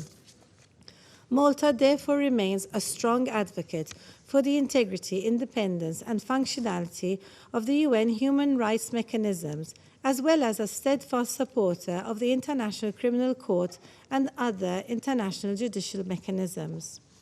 We cannot have peace and security without adherence to the entirety of international law and the UN Charter. In this regard, we must point out the continued blatant disregard shown by the Russian Federation for international law and the UN Charter in their unprovoked and unjustified aggression against Ukraine. This illegal aggression has caused death and injury to hundreds of thousands, including many civilians, grave violations against children, destruction of civilian infrastructure, including schools and hospitals, and caused worldwide food shortages. On this occasion, we again urge the Russian Federation to immediately and unconditionally withdraw its military forces from the entire territory of Ukraine within its internationally recognized borders, and to turn to dialogue and diplomacy as the tools which can bring stability to the region. In closing, multilateralism based on international law and the UN Charter, with respect for fundamental human rights, is the only way to rise to today's global challenges. Malta remains committed to working towards this goal. Thank you. I thank the representative of Malta for her statement, and I now give the floor to the representative of Japan. Mr. President, no single country can single-handedly solve today's various complex global challenges that fellow Council members already lined up. We need a collective multilateral response, and the UN must be at the heart of it. Multilateralism functions only when member states work together based on mutual trust and cooperation. Given the diverse views and positions of each country on various issues, what unites us is our shared collective commitment to the fundamental principles of international law, including the UN Charter. It is tragic irony and blatant hypocrisy that this debate is being organized under the presidency of Russia, focusing on how multilateralism should work better. On one hand, in the concept note of this open debate, Russia emphasizes, for example, the importance of ensuring commitment to the purposes of principles of the UN Charter, the need to re-establish the atmosphere of trust and dialogue, concern about the increase and the escalation of the use of force and areas of conflict, and need to ensure equal and indivisible security for all. On the other hand, its aggression against Ukraine goes against all of the above, clearly breaching Ukraine's sovereignty and territorial integrity, which are core values of international law. The unprovoked war of aggression against a sovereign state by a permanent member of the Security Council is outright defiance of the UN Charter and Security Council resolutions, including those on North Korea, and constitutes a threat to global peace and security. The relentless use of the veto that has accompanied this aggression has blocked the Council from making decisions and taking collective actions, paralyzing and discrediting the Council when the world needs it most to fulfill its responsibility. How can Russia criticize others' selective approach on applying international law and imposing arbitrary measures, while at the same time violating the very international law it says it is committed to whenever it wants. Indeed, there is no country with a flawless historical record in its foreign policy. All of us should squarely face this reality and be humble about it. However, whatever blame Russia tries to put on others, it will never legitimize or distract the world's attention from Russia's unlawful conduct on the Ukraine situation. As shown by the General Assembly resolutions related to Ukraine, the overwhelming majority of the membership understands who is to blame. Russia must first and foremost withdraw all its troops and equipment from the territory of Ukraine within its internationally recognized borders immediately and unconditionally.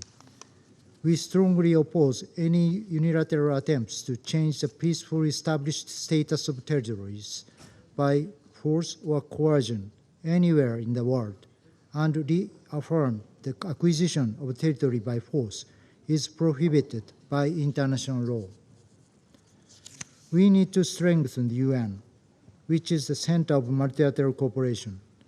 In particular, we need an early reform of the Security Council to reflect current realities rather than those of 80 years ago. Increasing representation of unrepresented and underrepresented regions is crucial. At the same time, Council membership is not privilege, but a solemn responsibility for the maintenance of international peace and security on behalf of the entire UN membership. The Summit of the Future is an epoch-making opportunity to take stock of what we, the member states, have discussed so far on Security Council reform, and to show to the world a way forward with a sense of urgency. We have no doubt the UN continues to be the largest, most legitimate, and most indispensable international body in which to discuss, debate the most critical issues of the world. The future of the UN solely depends upon us. We have much to do. Let us do it legitimately. I thank you. Я благодарю представителя Японии за его заявление и предоставляю слово представителю Франции. Monsieur le Président, après la Seconde Guerre mondiale, la Charte des Nations Unies a créé un ordre international au service de la paix, fondé sur l'égalité souveraine des États, le respect du droit international, le non-recours à la force et le règlement pacifique des différends. Elle a confié à ce Conseil la responsabilité du maintien de la paix et de la sécurité internationale. Au service de cette ambition, nous ne connaissons qu'une méthode, le multilatéralisme, c'est-à-dire l'élaboration de règles universelles auxquelles nous choisissons tous d'adhérer afin de permettre l'émergence d'un ordre mondial plus juste, plus démocratique et plus durable. La Russie ne peut appeler de ses voeux un tel ordre mondial tout en bafouant les principes fondamentaux du multilatéralisme. Pareil à un pompier pyromane, elle appelle un ordre mondial plus juste, mais elle multiplie les violations de la charte et elle met en péril notre système de sécurité collective. Alors que la charte bannit le recours à la force, sauf en cas de légitime défense ou autorisation de ce Conseil, il y a eu recours illégalement contre la Géorgie en 2008, contre la Crimée et le Donbass en 2014, et elle conduit une guerre d'agression à grande échelle contre l'Ukraine depuis plus de 2 ans. Elle continue ainsi de violer la souveraineté et l'intégrité territoriale de l'Ukraine, des règles fixées par la Charte et auxquelles je crois nous sommes tous attachés, y compris au-delà de ce Conseil. Elle bafoue le droit international en ciblant de manière délibérée les civils et les hôpitaux. Elle bombarde systématiquement les infrastructures énergétiques et alimentaires ukrainiennes, privant sciemment la population civile de l'accès aux biens essentiels. Elle bafoue le droit international en déportant des enfants ukrainiens et en employant de manière systématique la torture rituelle comme arme de guerre, comme le relève la Commission d'enquête internationale et la mission sur les relations Union-Ukraine. La Russie prétend renforcer and the UN monitoring mission in Ukraine. Ukraine claims to strengthen multilateral cooperation, but violates the sanctions regimes against North Korea and Iran by sourcing weapons and munitions from these two countries. It also disregards the orders of the International Court of Justice, which demanded, starting in March 2022, that it suspend its military operations in Ukraine. Lastly, it ignores the resolutions of the General Assembly, which condemned unequivocally the violations of the Charter and called for an immediate end of its aggression as well as the withdrawal of its troops from Ukraine. The defense of an effective multilateralism is, of course, essential to confront global challenges. Our responses to the security, climate, sanitary, technological challenges can only be collective ones. France is in favor of expansion of the Security Council and its two categories of members, permanent and non-permanent. With Mexico, we have advocated for limiting the use of the veto to strengthen the capacity of the Security Council to fulfill its responsibilities.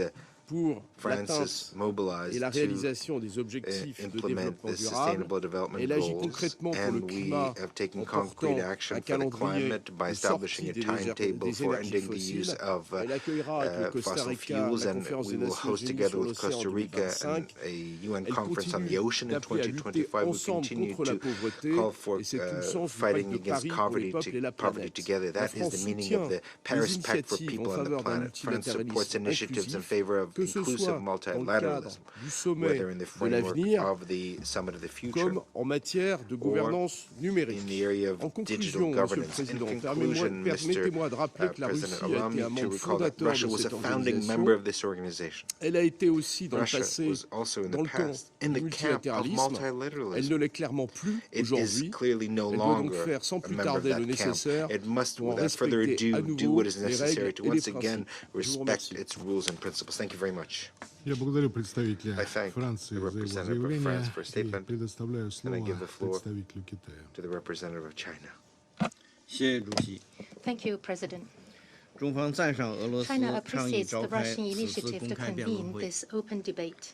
欢迎拉夫 I 罗夫外 welcome 长 Foreign 主 Minister 持今 Lavrov 天的会议， to the Council to preside over today's 构建 meeting. 公正 To 民 build 主 a 可 just, 持续的 democratic, 国际 and 秩序 sustainable 是我们的 international 共 order 同追求。 is humanity's common pursuit. 1945 In 年， 1945, 为预免 in order 后 to 世 save 再遭 succeeding 战祸， generations from the 我 scourge 们的 of war, 先辈们 our 秉承 forefathers, 多边主义 upholding 精 the 神， spirit of 在二 multilateralism, 战废墟之上建立 established 起 on the 联合 ruins of 国 the Second 这 World 一 War, 最具 the 普遍 most 性、代表 universal, 性和 representative, 权威 and 性的国际 authoritative 组织。 international organization, 联合 that's 国 the 宪 United 章 Nations. The 奠 UN 定了 Charter, 现代国际 laying 秩序 down 的 the 基石， cornerstone of the modern 确立 international 了当代 order 国际 and 关系的基 establishing 本 the 准 basic 则， norms of contemporary 承载 international 了为 relations, 构建 is 公 an 正合理的 embodiment 国际秩 of 序 our noble 而不懈 ideal 努 of 力地 working 创造 towards a 理想。 just and reasonable international order. 此后，一大 Since 批国 then, 家 a 在 large 民 number 族 of 独立 countries 解 have 放的 emerged 浪潮中 from 应 waves 运 of 而 national 生。 independence and liberation.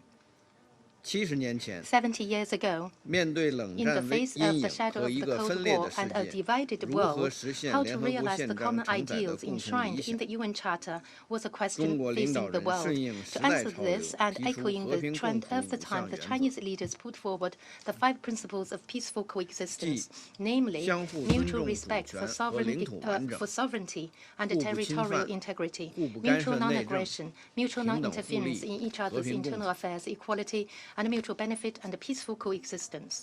和平共 The 处 5五项原 principles 则 of 充 peaceful 分体现了 coexistence 宪 is an 章精 embodiment 神， of the spirit 铸 of the 就了国 Charter 家 and have 无论 forged the 大小 basic 强 norms 弱， of 不 international 分东 relations 方西 that 方， countries, large or 都应 small, 相互 strong or 尊重， weak, whether 平 coming 等 from 相 east 待 or 的国 west, 际关 should 系基 treat 本 each 准 other 则， with mutual respect and equality.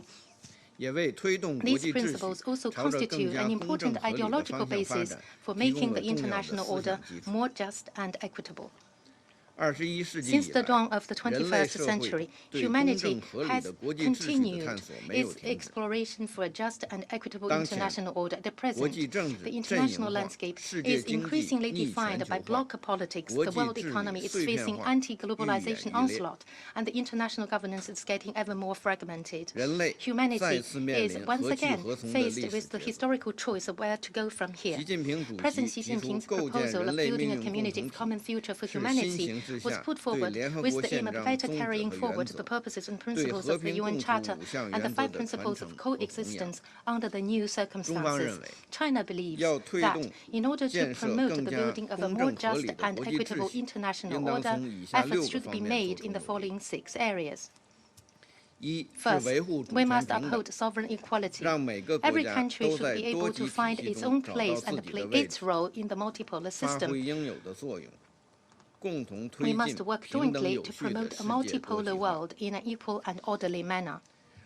Second, we must adhere to mutual respect, take care of each other's vital interests and major concerns, respect the path of development mode of system independently chosen by the people of each country, and refrain from interfering in the internal affairs of other countries. Third, we must build common security based on the natural law of indivisibility of security, settle disputes through dialogue, and resolve differences through consultation in order to build a more balanced, effective, and a sustainable security architecture. Fourth, we must promote common development by promoting inclusive economic globalization, accelerating the implementation of the 2030 Agenda for Sustainable Development, and striving to achieve the goal of not letting any country or anyone behind. Fifth, we must uphold justice, safeguard the authority of the United Nations and international law, advocate a global governance based on joint consultation and collaboration and benefit sharing, and enhance the representation and voice of the developing countries. Sixth, we must embrace openness and inclusiveness, promote equal dialogue, exchanges, and mutual learning among different civilizations, foster mutual understanding and kinship among peoples, and promote the common values of all humanity. President, in today's chaotic world, discourse on the international order covers a full range of opinions, with some obvious truths being willfully distorted, while certain specious arguments gaining currency. In light of the theme of today's debate, I wish to make the following points. First, we often hear the talk about a rules-based international order by some countries. But what kind of rules are we talking about, and who are the rule makers? No one has given us a clear and precise answer. In fact, the so-called rules-based international order advocated by some is really intended to create another system outside the existing system of international law and to seek legitimacy for double standards and exceptions. I would like to emphasize that there is only one order in the world, and that is the international order based on international law. There is only one set of rules, and they are the basic norms of governing international relations based on the purposes and principles of the UN Charter. There is no room for ambiguity on matters principle, and positions must be clearly staked out. It is time that vague concepts that confuse the public, regardless of its variety, be put to rest. Second, against the backdrop of the crisis in Ukraine and ongoing Israeli-Palestinian conflict, countries are highly concerned about international common security, and many peace-loving countries and people are working tirelessly to bring peace. However, NATO, a regional military bloc left over from the Cold War, has been seeking to expand its sphere of influence, stopping at nothing to create false narratives, pouring oil on the fire wherever they go, stirring up confrontation between camps, and even resort to shifting the blame to countries outside the region to frame them on the issue of Ukraine, which is just the opposite of what the international community is doing in terms of persuading and promoting peace and negotiation. History has amply proved that wherever NATO's dark hand extends to, turmoil and chaos will ensue. China hereby advises NATO and other countries in question to have a soul-searching and self-inspection and stop being the troublemakers who jeopardize common security at the expense of others. Third, common development and common security are mutually reinforcing. They are the foundation of a sound international order in which development is the master key to solving all problems. A just and equitable international order cannot be built on the basis of the developed countries getting ever richer, while the developing countries remaining locked in poverty and a lack of development in the long run. We must respond to the general trend of the collective rise of the global south and make substantive strides in such areas as reform of the international financial architecture and artificial intelligence governance, so as to help and empower the developing countries to catch up. Individual countries have inappropriately broadened the concept of national security by building small yards and high walls, and indiscriminately imposed unilateral measures to disrupt the global production and supply chain, which will ultimately lead to a situation of no winners, whether bilaterally or multilaterally. We must resolutely resist such erroneous practices. President, this year and next, the United Nations will usher in such important agendas as the Summit of the Future and the 80th anniversary of the foundation of the UN. We must seize these important historical opportunities and make joint efforts to bring the international community more closer under the flag of the United Nations. Practice genuine multilateralism and make unremitting efforts to build a just, democratic, and sustainable international order. Thank you, President. Я благодарю представителя Китая за его Thank the representative of China for a statement. Предоставляю слово представителю Словении. The representative of Slovenia. Thank you, Mr. President. As we are meeting to discuss preparedness of our multilateral system for the contemporary challenges, I would like to start with the timeless words of the second UN Secretary General, Dag Hammarskjöld, and it goes, "The United Nations was not created to bring us to heaven, but to save us from hell." Unfortunately, we seem to be moving more in direction of the latter. We live in a world of dark statistics, with the highest number of ongoing conflicts, the highest number of casualties among civilians, among children, humanitarian and medical workers, among journalists.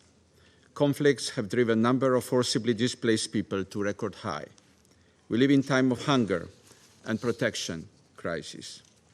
Women, children, and older persons bear the largest burden. Climate change, water scarcity, and pollution are adding pressure on the communities around the globe. This dark trend is not a consequence of an outdated multilateral system, but rather a consequence of erosion of respect for its principles by some UN member states, including, regrettably, by a member of the Security Council. We are witnessing flagrant violation of the UN Charter with Russian aggression in Ukraine. Appalling violations of international humanitarian law and human rights law are causing immense suffering of civilians in Gaza, in Sudan, in Ukraine, and elsewhere. We are facing blatant disregard for the Security Council resolutions and its sanctions in Sudan, in Gaza, DRC, and DPRK, to name a few. The problem is not in multilateral system built around the UN. The problem is that the international order based on power of rules is being pushed out by rules of power. We can't and we don't need to agree on every issue on the agenda of the Security Council, but we need to share a basic foundation of effective multilateralism, which, according to our conviction, should be respect for the UN Charter and international law. No ifs, no ands, and no buts. As a minimum, this means peaceful settlement of disputes, refraining from the threat or use of force against territorial integrity of other countries, and it means protection of civilians and civilian infrastructure in times of war. We are not experiencing the crisis of multilateralism, but rather a crisis of political will. To make us comply and respect the international legal system we have all built and committed to. The world finds itself in a crisis of trust, a trust in the system and a trust in each other. Therefore, the question before us should not be whether we need a new multilateral system, but rather how we can restore political will and trust to strengthen the one we have diligently built for decades. Precondition for rebuilding trust is full respect and compliance with the principles of the UN Charter. We strongly believe we should reaffirm our collective commitment to the established international legal system by upholding the UN Charter as the cornerstone of our multilateral system. Through the codification of the international law and its progressive development, We should strengthen compliance mechanisms and accountability to ensure member states' adherence to their international obligations. The inclusive UN system needs to stay a living mechanism, ready to adapt to new realities and challenges of the modern time. We must achieve progress in the process of its revitalization and reform. The upcoming Summit for the Future presents excellent opportunity in this regard. The UN Charter has stood the test of time, proving its relevance through many challenges of the past 8 decades. It continues to deserve, above all, our full and unconditional respect for its purposes and principles. It is on us now to effectively use the existing tools provided by the UN Charter and the international law and make our common future less daunting. Thank you. Я благодарю представителя Словении. I thank the representative of Slovenia and I give the floor to the representative of Ecuador. Thank you, Mr. President. I'm grateful to the Russian Federation for convening this debate on a topic that is central to global governance, that complements discussions on multilateralism organized in previous years. In spite of having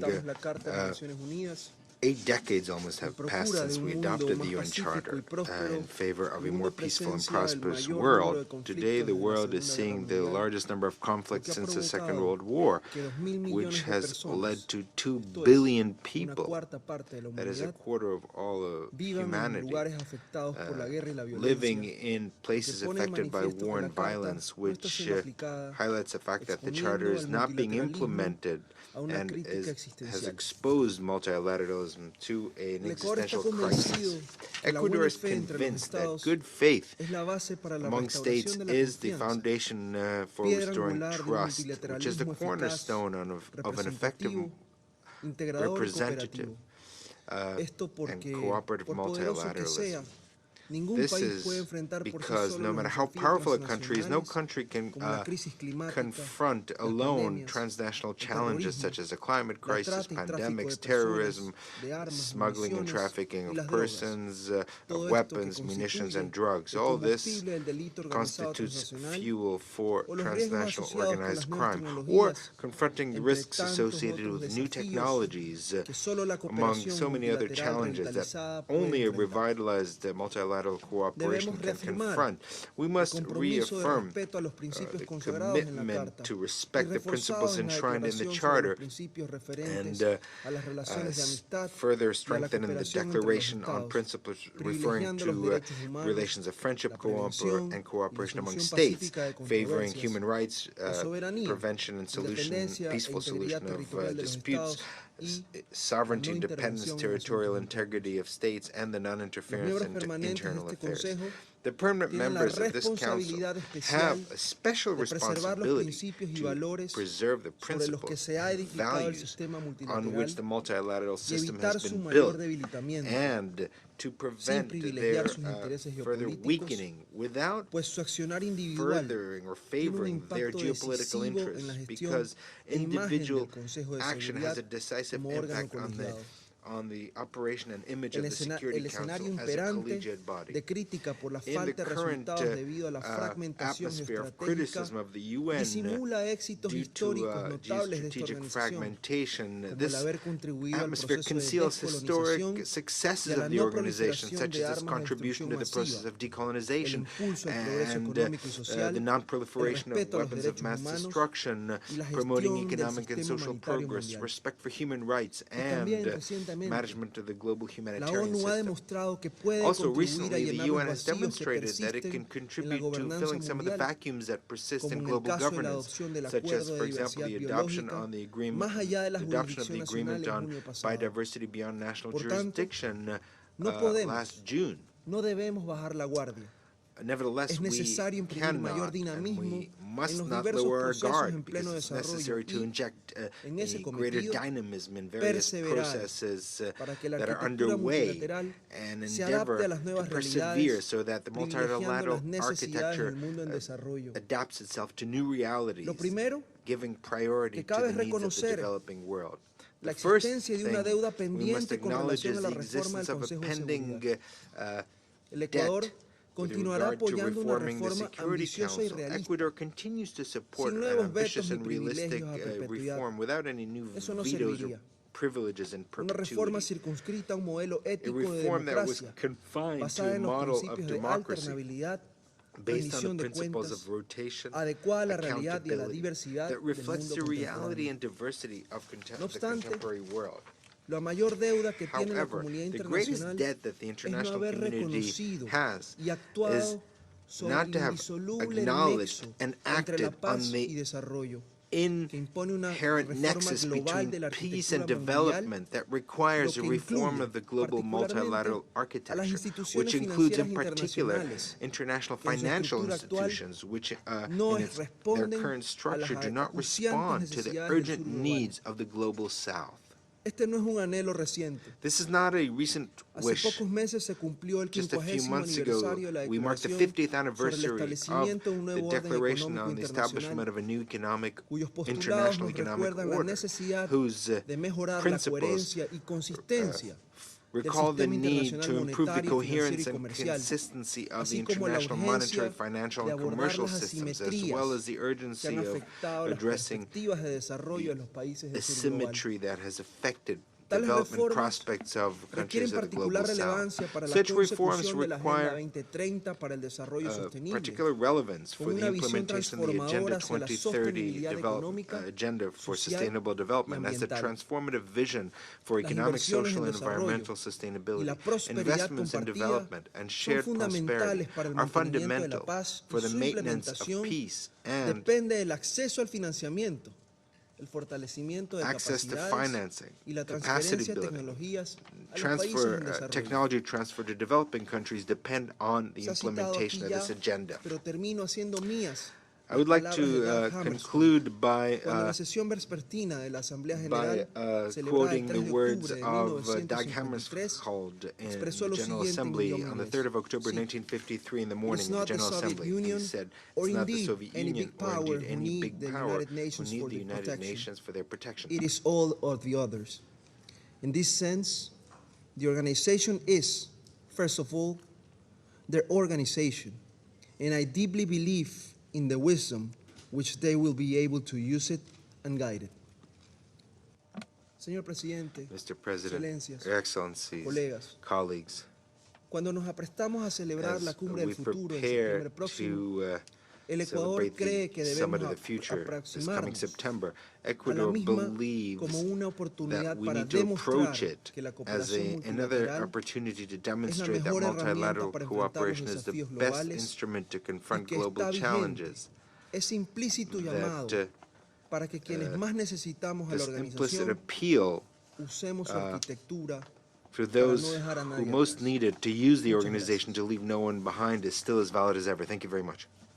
Я благодарю I представителя thank the Эквадора representative of и предоставляю Ecuador and I слово give the представителю floor Мозамбика. to the representative of Mozambique. Mr. President, Mozambique highly commends the initiative of the Russian Federation for convening this open debate under the theme multilateral cooperation in the interest of a more just, democratic, and sustainable world order. The theme under discussion today offers a unique opportunity for Council members to revisit the Charter, the legal instrument that binds us together around this horseshoe table and beyond. This is a golden opportunity for us to exchange thoughts and views on how best our collective actions can be energized and channeled to build a more just, peaceful, democratic, and sustainable world order in the current challenging times.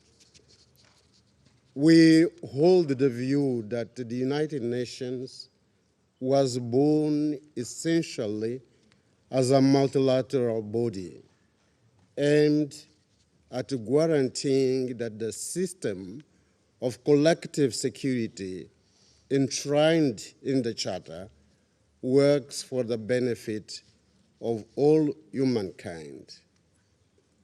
As a matter of fact,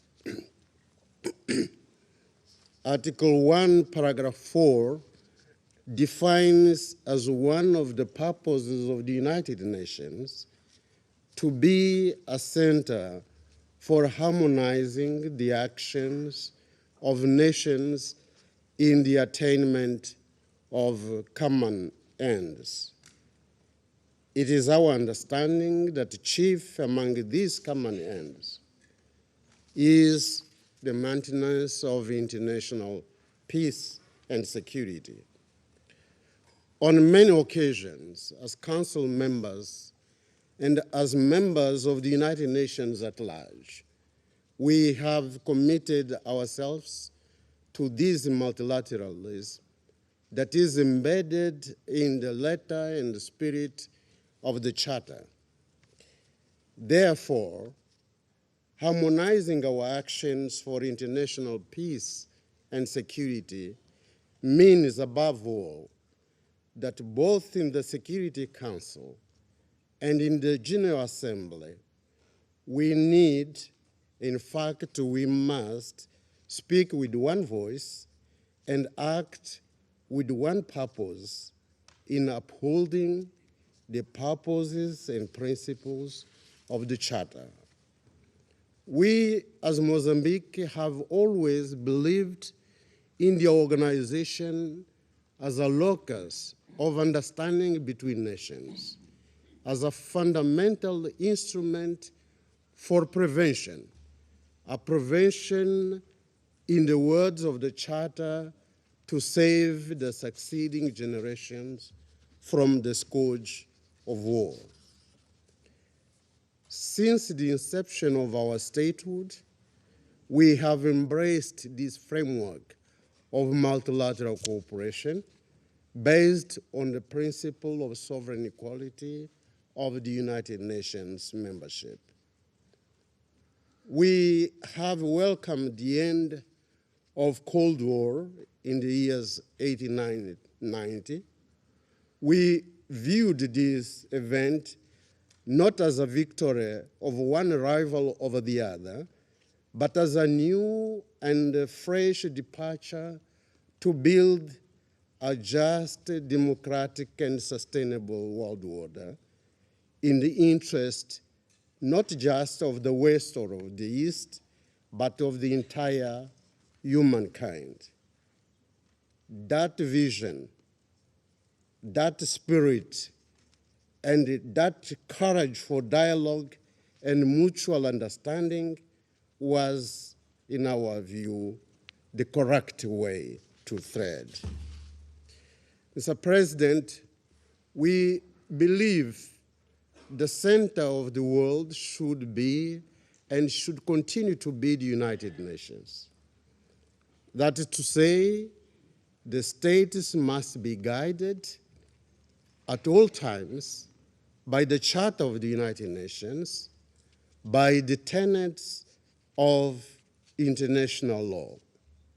Our common yardstick in that respect should be the degree to which each nation, how each nation behaves in regard to international law.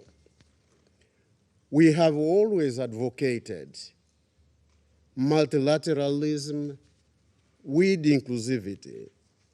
We have supported in every instance efforts to create a peaceful and sustainable world order where the needs and priorities of the developing and least developed countries are taken into account.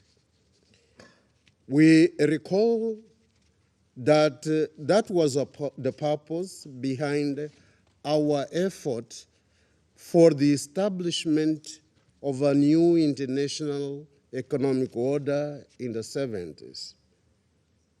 That is, we believe, what we aspire to materialize today with the SDGs that pledge that no one should be left behind. The SDGs thus translate faithfully what the Charter aptly phrased as the determination to promote social progress and better standards of life in larger freedom.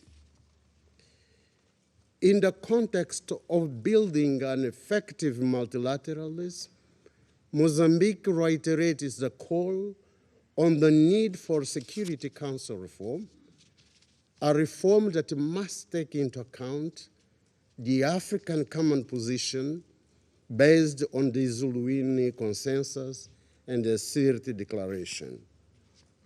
This will allow the Council to be more inclusive, fair, just, and democratic in the discharge of its duties under the Charter at the service of the entire humankind. Mr. President, the current global security challenges require concerted efforts and a reinforced role of cooperation. Those challenges include interstate wars, intrastate conflicts, terrorism, violent extremism, transnational organized crime, proliferation of weapons, limited peacekeeping capacity and financing, among others. We are certain that global problems demand global responses. Therefore, a more just, democratic, and sustainable world order must be anchored on a cooperation where relations among nations are constructive and robust and are based on respect for the principle of equal rights of states and the self-determination of peoples. I thank you, Mr. President. Я благодарю представителя Мозамбика и предоставляю слово министру иностранных дел и торговли Венгрии, его превосходительству господину Петру Сию. Mr. President, dear Sergei, dear colleagues, first of all, thank you so much for the opportunity to speak at the Security Council in the age of dangers, as there are around 30 countries in the world which have been suffering from armed conflicts nowadays. I'm representing a country, I hope European Union colleagues paid attention, I'm representing a country, Hungary, which has been living in the shadow of a war for 2.5 years now. And we have been confronted with the direct consequences of this war. We have received more than 1 million refugees. We have been faced with war inflation, and we had to pay tremendously high energy prices. So I can tell you, colleagues, that a war looks totally different from the neighborhood compared to an ocean away. Thousands of people are dying. A country is under destruction, and this is the daily experience. But there's a long-term risk as well. A long-term risk of the world being divided into blocks again. And here comes our historic experience, a country coming from Central Europe. We know it very well from our historic experience that in case there's no chance for a civilized cooperation between East and West, we lose on it. And we don't want to lose again. Dear colleagues, I've been in this position for almost 10 years now, the longest serving currently in the European Union. And I have to tell you that I have participated on a number of events, number of meetings in the European Union in these last 10 years, when we discussed the issue of armed conflicts and wars far away of Europe. And what was the European position always? Urging the parties of the war, of that given war, to give up the battlefield solution, to sit around the negotiating table, to go for peace, negotiate with each other, look for the diplomatic solution. And what is the position now when there's a war going on in Europe? Totally different. And not only totally different, but the word peace, the word negotiation, if it is being used by someone, is being stigmatized immediately. We very well know the expressions: spies, Trojan horse, friends of whoever. So, you know, very, very bad approach. The legitimacy of diplomacy is basically being debated. For us, diplomacy is not only talking to those with whom you agree 100%. This is not diplomacy. This is something totally different. Diplomacy is about talking to everyone, even to those with whom you do not agree on major issues. That's an achievement. That's an achievement. The last 2.5 years have proved clearly in our neighborhood that there's no battlefield solution for the war in Ukraine. We have to give back the legitimacy for diplomacy. And I have to tell you, colleagues, this is not only unacceptable, but scandalous, really scandalous, that a country is being stigmatized in the 21st century just because arguing in favor of a diplomatic solution.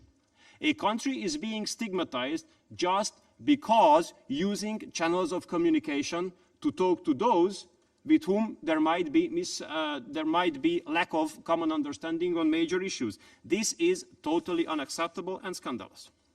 Here we are in New York, at the headquarters of the United Nations. United Nations has not been established to be a platform for like-minded countries. There are other organizations for that. UN has been established to give a platform for those who do not agree with each other, who are in a hostile relationship with each other, who are at war with each other, to talk to each other,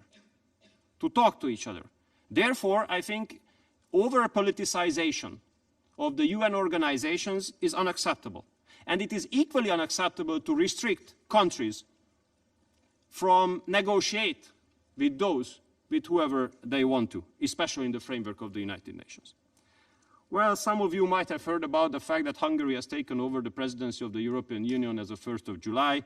Even some of you might have heard about that. It doesn't make everybody happy in Europe. But, you know, we are now being under very heavy attacks, political attacks, of those European politicians who are representing a pro-war position. But I have to tell you that such kind of attacks will give us further encouragement to continue our peace mission. And we will continue our peace mission because we are living in the shadow of a war for 2.5 years. And we want peace instead of war. And only peace will make Europe great again. But in order to make Europe great again, we have to make Europe peaceful again. Thank you so much. Я благодарю его превосходительство господина Сиярта и предоставляю слово исполняющему обязанности министра иностранных дел Исламской Республики Иран, его превосходительству господину Али Багери.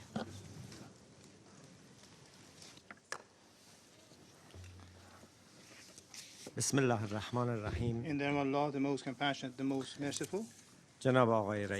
Mr. President, at the outset, I would like to congratulate the Russian Federation for assuming the presidency of the Security Council and organizing this timely initiative.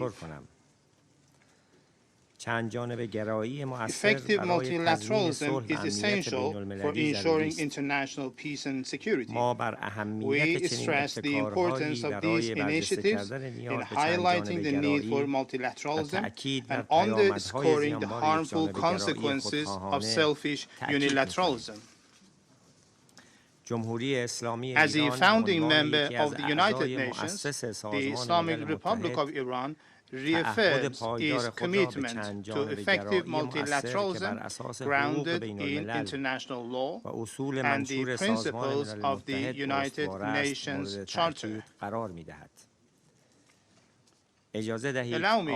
Mr. President, to take this opportune occasion to share a few thoughts on behalf of the Islamic Republic of Iran.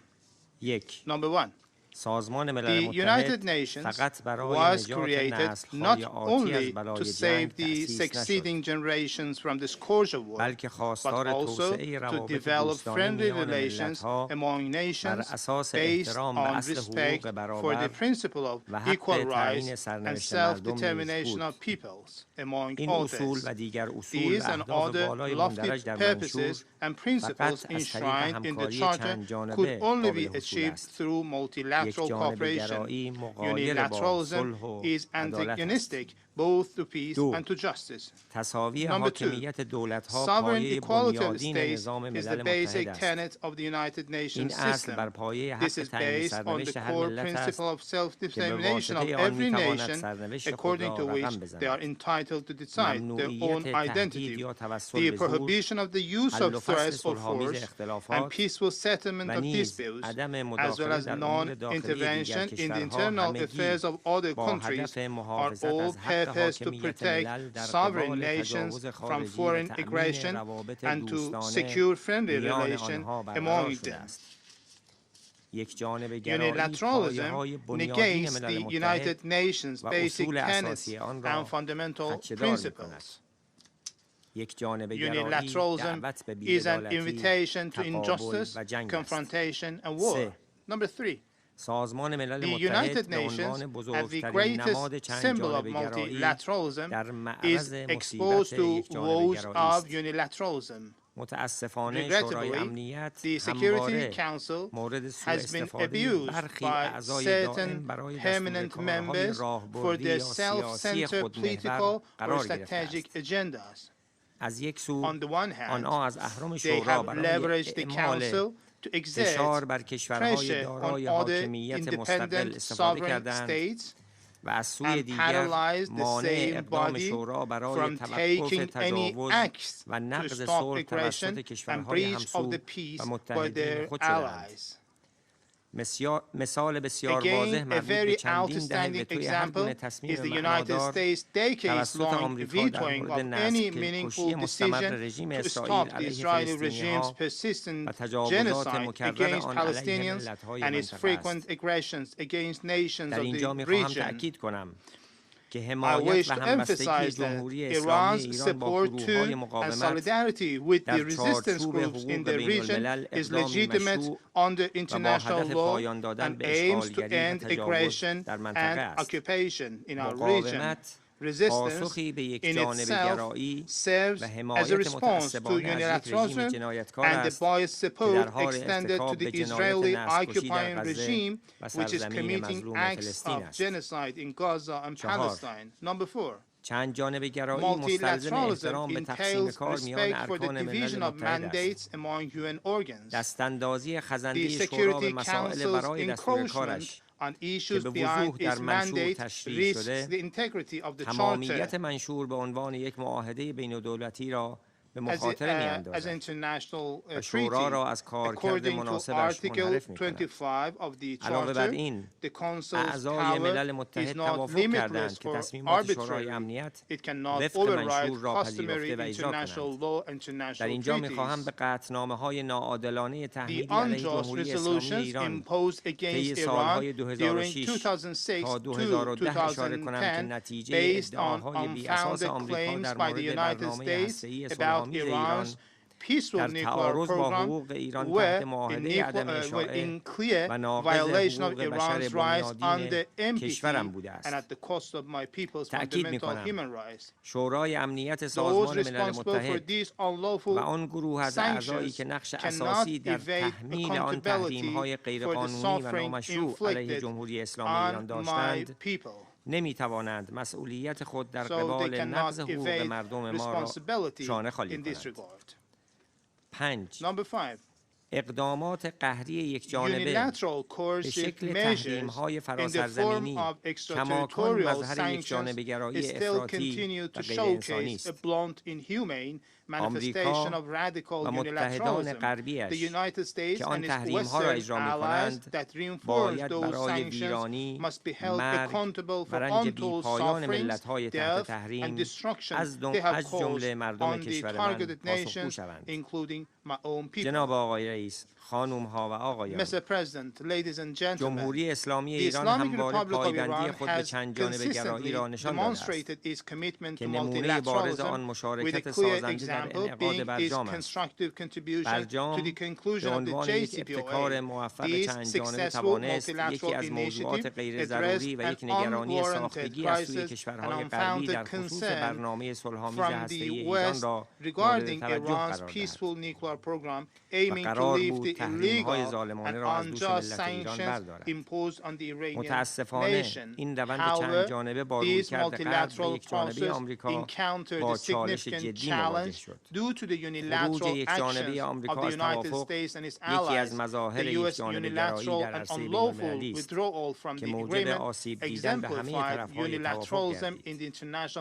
به همین نحو سیاست همسایگی جمهوری اسلامی ایران یکی از نتایج توجه به چند جانبه گرایی برای حل موضوعات و نگرانی‌های مشترک است. در این زمینه ایران گفتگو و همکاری منطقه‌ای را دنبال می‌کند تا فضایی را ایجاد کند که بتوان منابع را برای پیشرفت و توسعه منطقه به نفع همگان اختصاص داد. در واقع تقویت مشارکت و همکاری برای امنیت جمعی و توسعه پایدار در منطقه اصل راهنمای سیاست خارجی جمهوری اسلامی ایران است. جناب آقای رئیس، در پایان می‌خواهم به رویکرد و سیاست خارجی دولت جدید جمهوری اسلامی ایران که مبتنی بر تقویت چند جانبه گرایی بر اساس اصول منشور ملل متحد و حقوق بین‌الملل است تأکید کنم.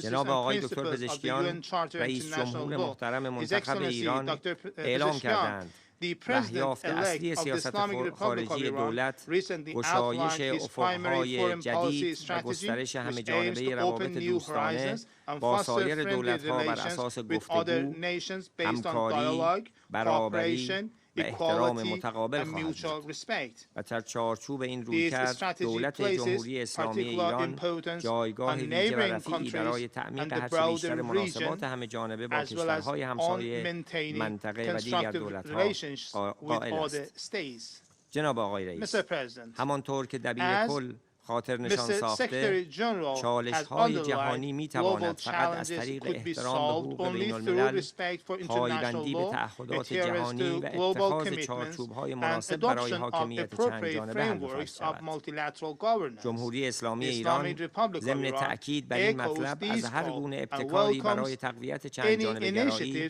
و افزایش احترام به حقوق بین‌الملل و تحقق اهداف و اصول منشور ملل متحد استقبال می‌کند.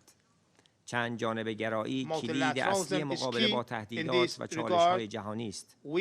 معتقدیم که تنها راه ایجاد محیط امن، عادلانه و فراگیر همین است تا ملت‌ها از رشد و صلح پایدار بهره‌مند شوند. از توجه همه شما سپاسگزارم. Его превосходительство господину Багирикяни и предоставляю слово министру иностранных дел Кувейта, его превосходительству господину Абдулле Али Аль-Яхья.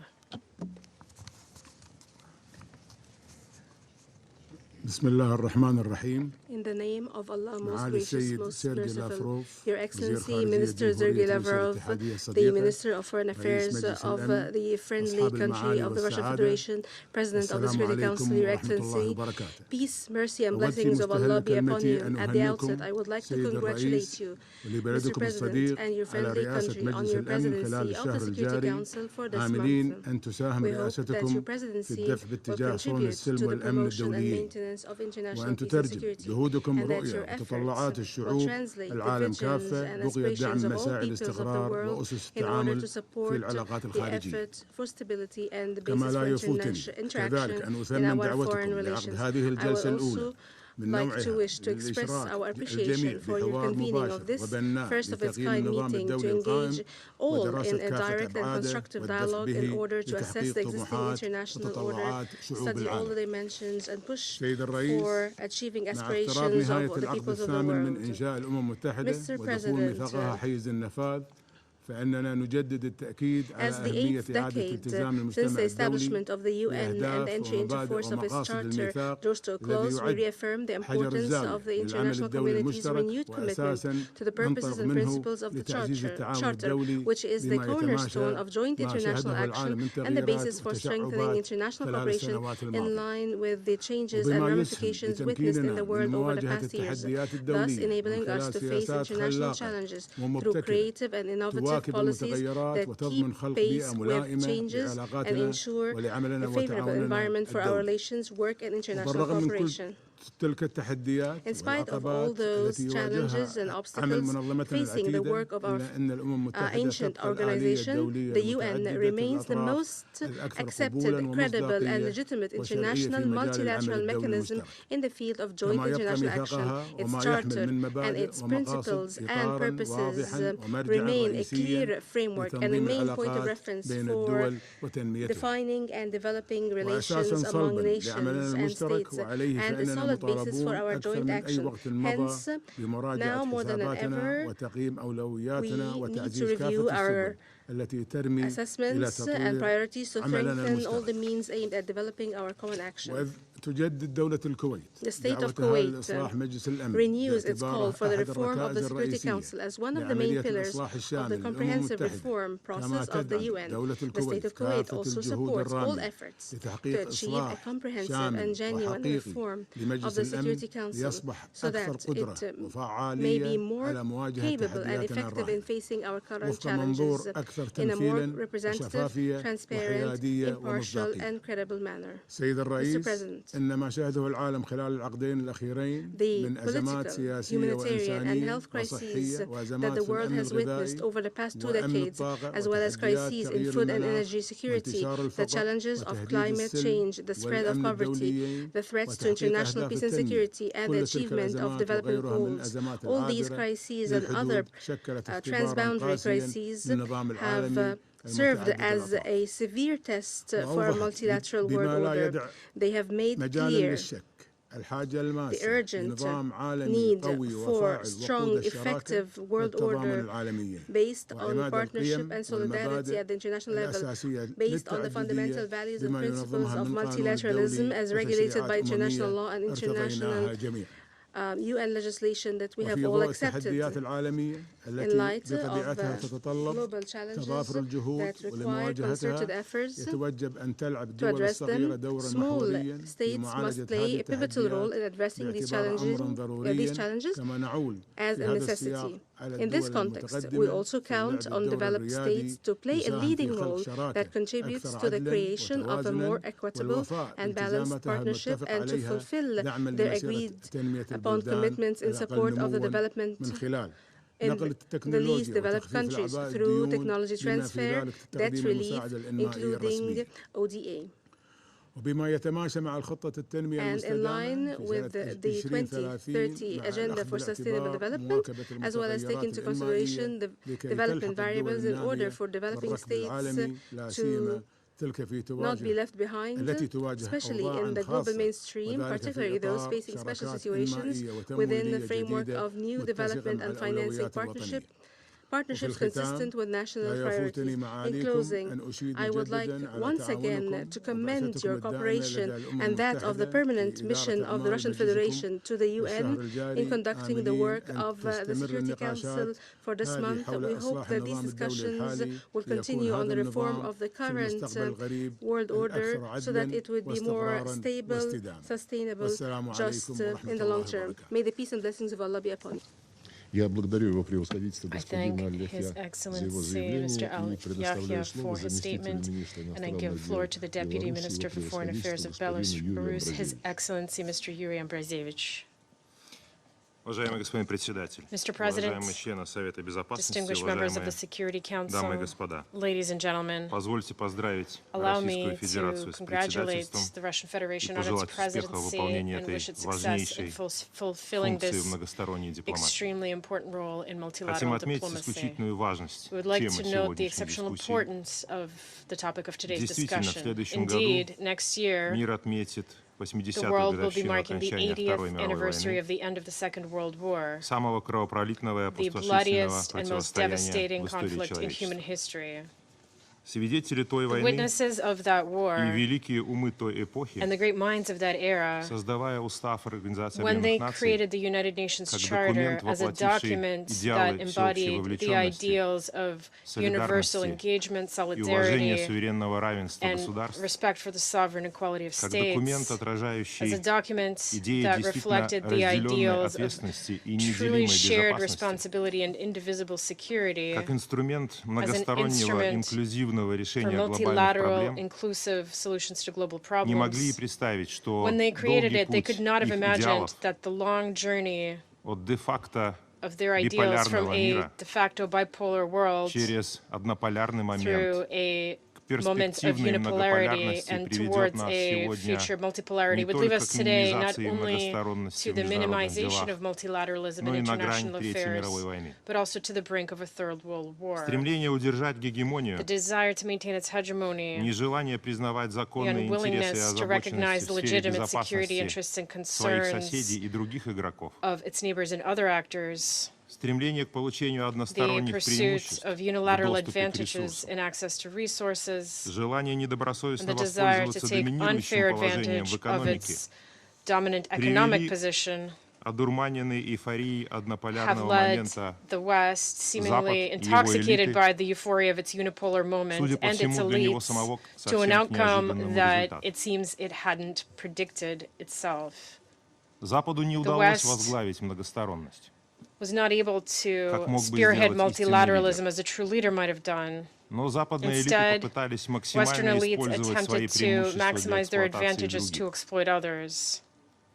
And resistance to this has led to increased tensions across the world, to a rise in conflicts, to the deterioration of the international security architecture, of confidence-building measures of arms control. It has led to confrontation to a greater or lesser degree with a part of the international community, and even to war in Europe. We are witnessing Western elites' conscious rejection, Western elites represented by NATO, conscious rejection of multilateralism in addressing crises, and their reliance on confrontation with those who they identified as competitors, adversaries, and threats.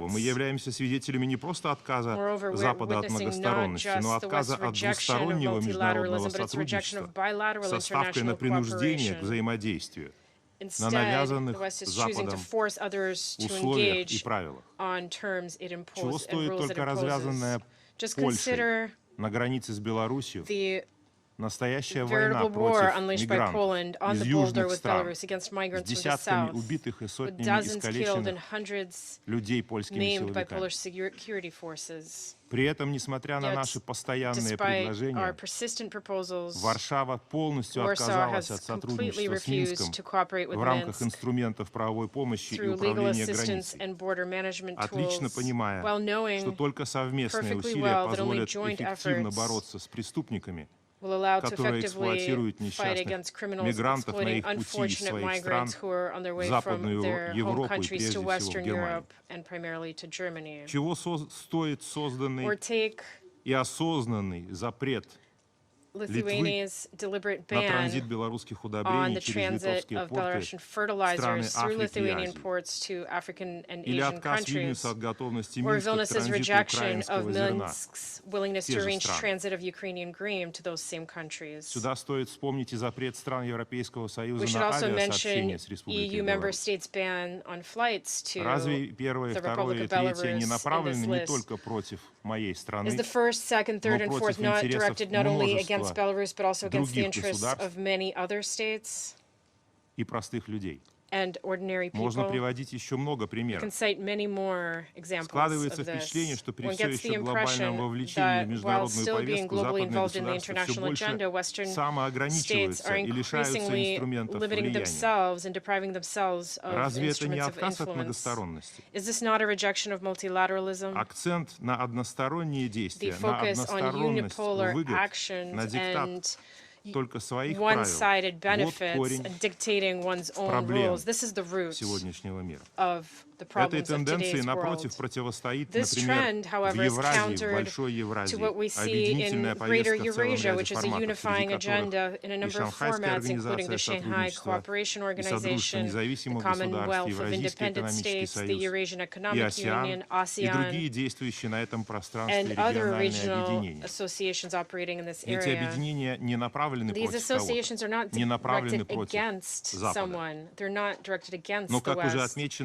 But as has already been noted, it is the West itself that is unwilling to cooperate with them.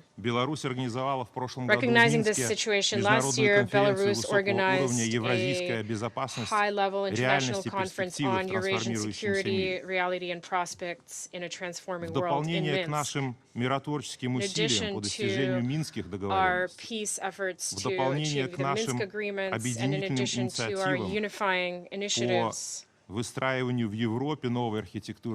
to build a new security architecture in Europe entitled Helsinki II, on the global topic of on the global spirit of a security dialogue in the spirit of San Francisco. At the Minsk conference last year, Belarus launched a discussion on building an equal and indivisible Eurasian security architecture. It is revealing that the overwhelming number of Western states who were invited ignored that invitation. It seems that true multilateralism will be revived among truly like-minded people and participants. During that conference, Belarus put forward an initiative to develop a European charter of diversity and multipolarity in the 21st century. We envision this charter as a unifying document which will formulate the parameters and principles for the functioning of security architecture in Eurasia, as well as a strategic vision of multipolarity and multilateralism, of the revitalized system of international relations, perhaps not only in Eurasia, but in the whole world.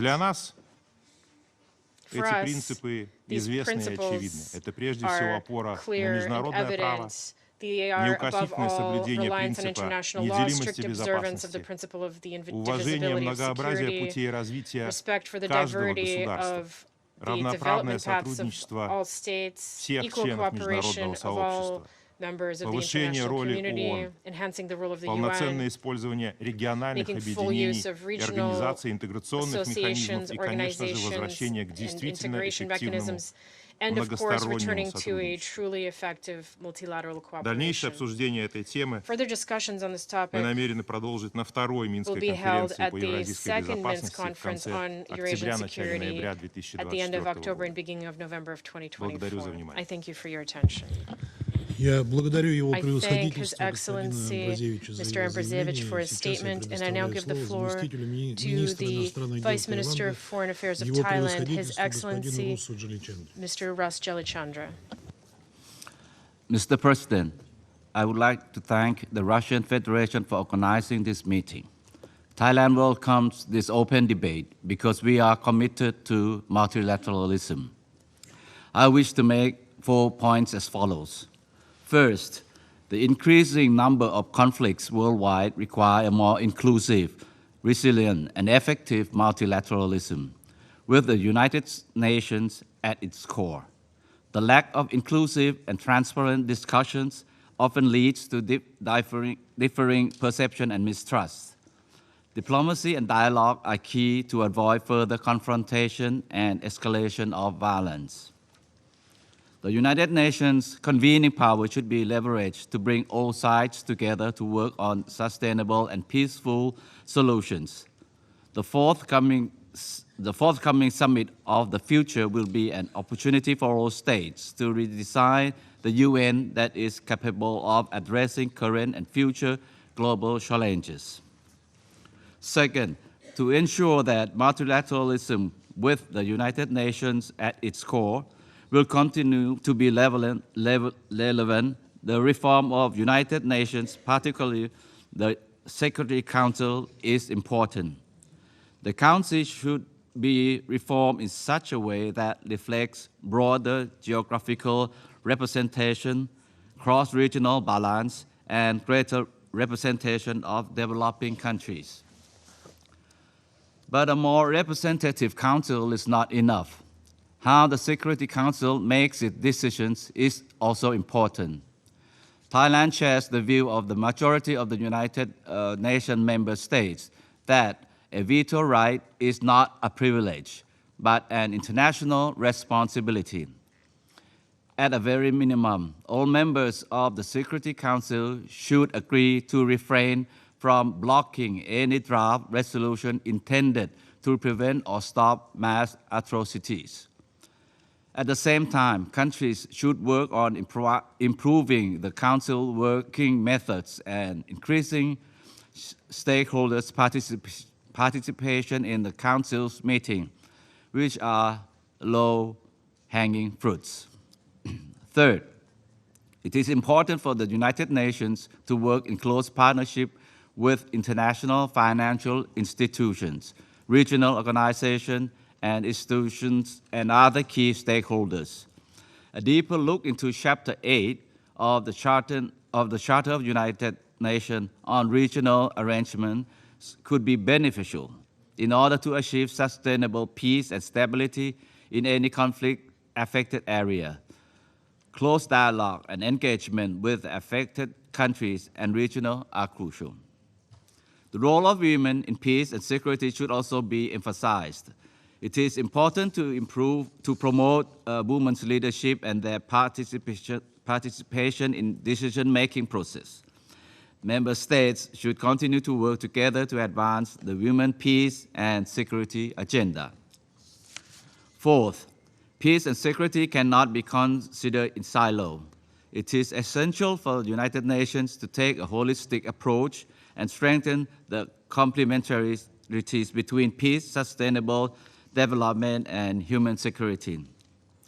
Peace and sustainable development are two sides of the same coin, with one reinforcing the other.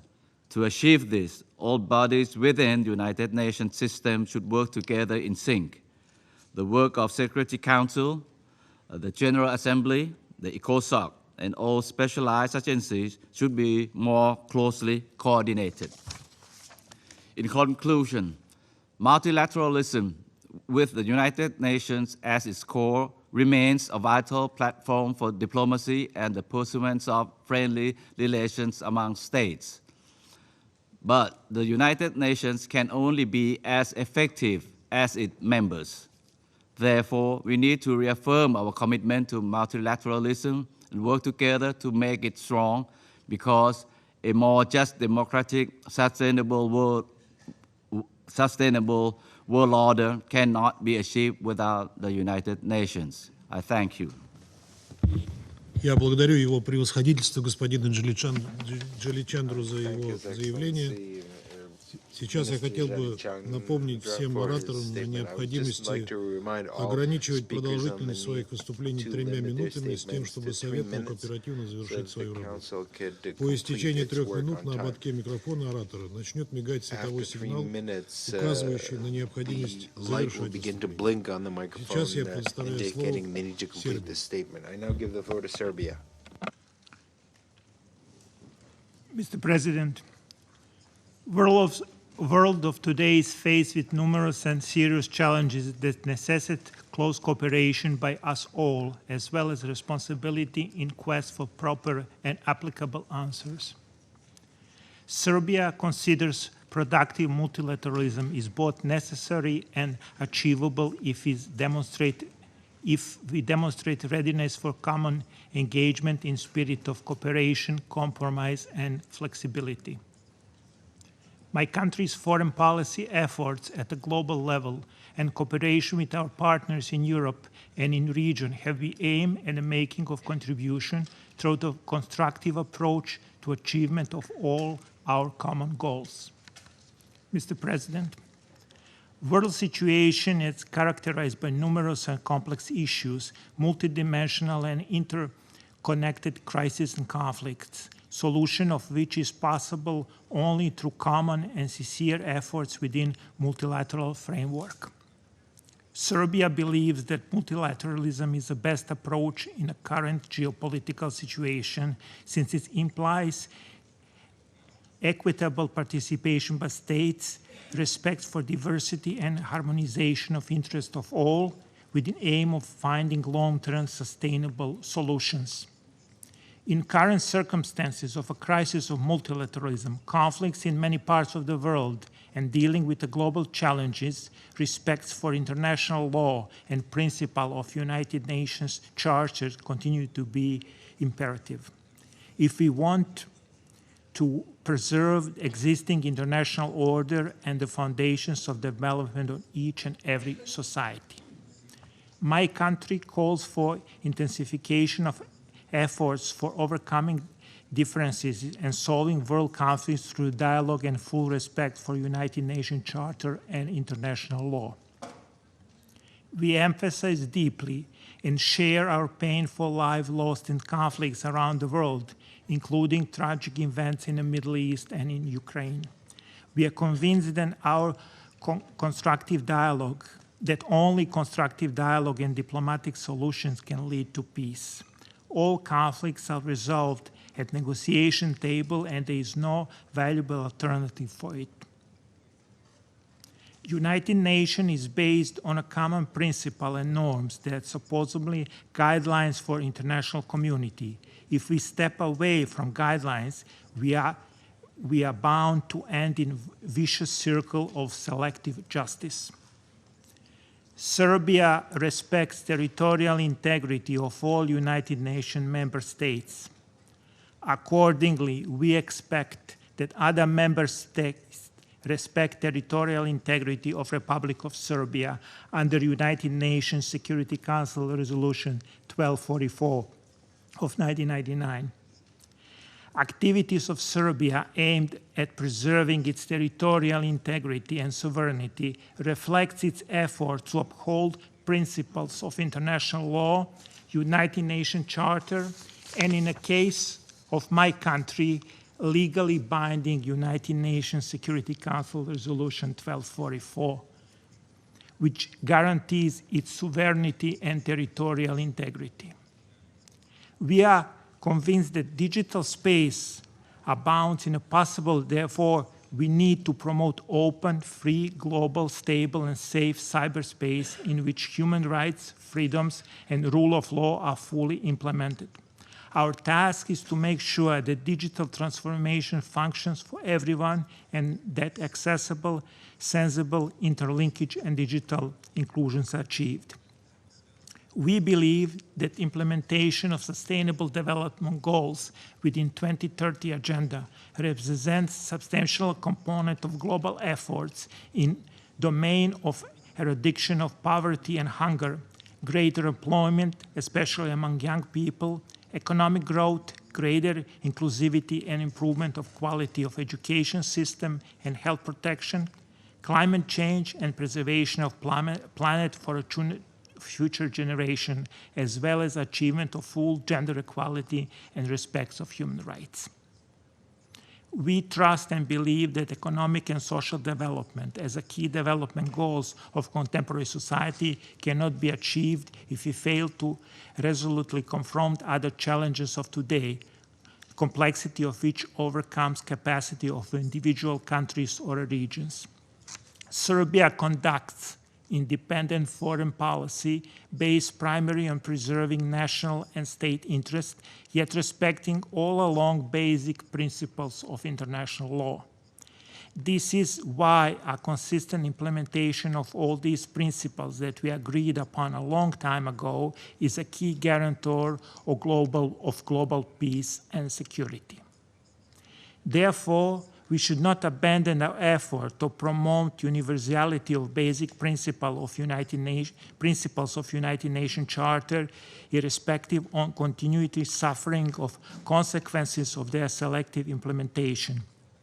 It is of a paramount importance that majority of United Nations member states refuse to accept implementation of double standards.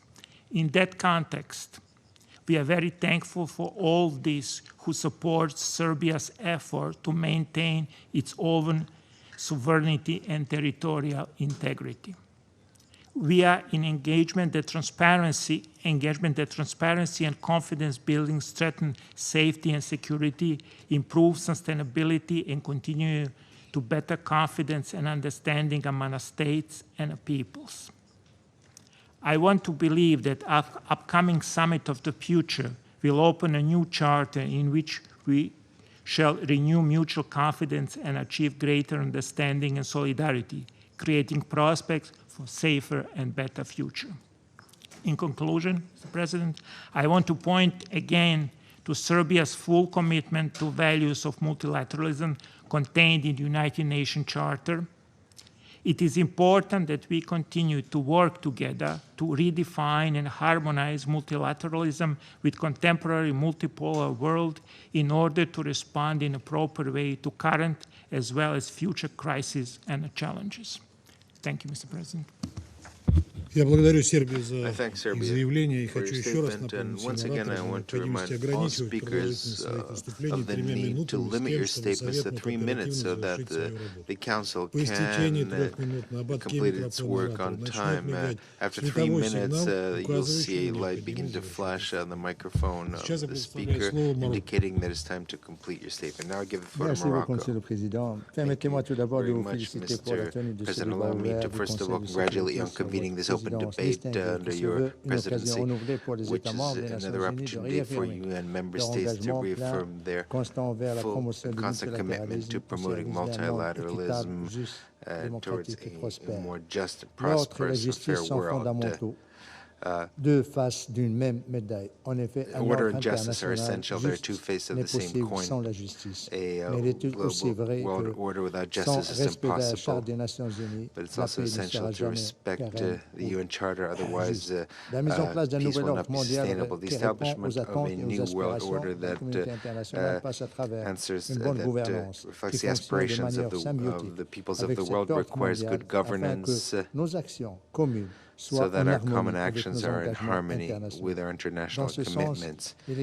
With this in mind, it is crucial to ensure a fair representation of national and collective interests of states and that promote their participation in the international decision-making so that their disputes are resolved equitably in the framework of international law. Furthermore, a just international order requires true opportunities for socio-economic development of member states without leaving anyone on the sidelines. As part of sustainable development for all, Mr. President, the holding of the Summit of the Future in September will be a milestone for multilateralism. The implementation of the engagements that derive from it will be an opportunity for renewed and revitalized multilateralism based on the UN system that promotes international cooperation to confront the challenges that we face, in particular the climate, energy, security sphere, as well as violent extremism and terrorism. The Kingdom of Morocco would like to highlight the need to continue efforts to re-energize the General Assembly and reform the Security Council so that it continues to be in harmony with current challenges. We have an opportunity before us to reaffirm our attachment to the UN, to take the opportunity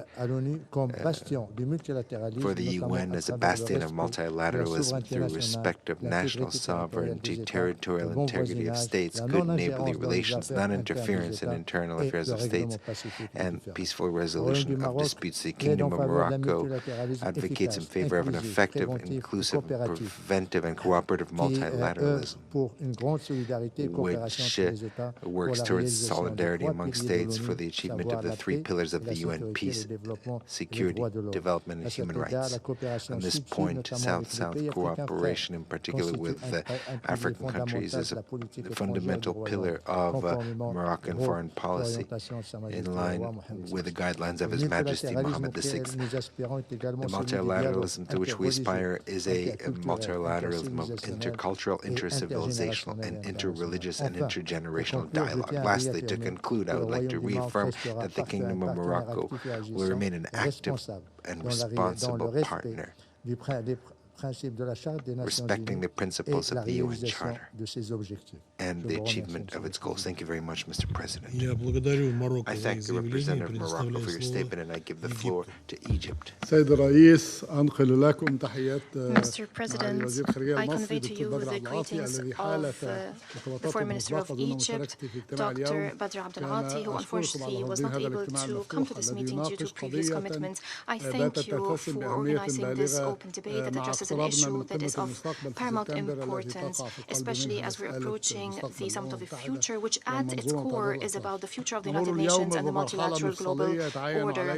We are now at a crossroads. We have to address the shortcomings that have marred the multilateral system on which our world today is based. It is evident that the international system that was established in the wake of the Second World War is no longer able to respond to the needs and complexities of a world that is rapidly changing, no longer fit for a present and a future that is moving steadily towards multipolarity, where the countries of the South are playing an ever more important role. The security and geopolitical challenges, the prevailing polarization politically, in addition to economic challenges, climate change, and other challenges, all these factors should prompt us to work together more effectively towards an international system that is capable to respond to the needs of today.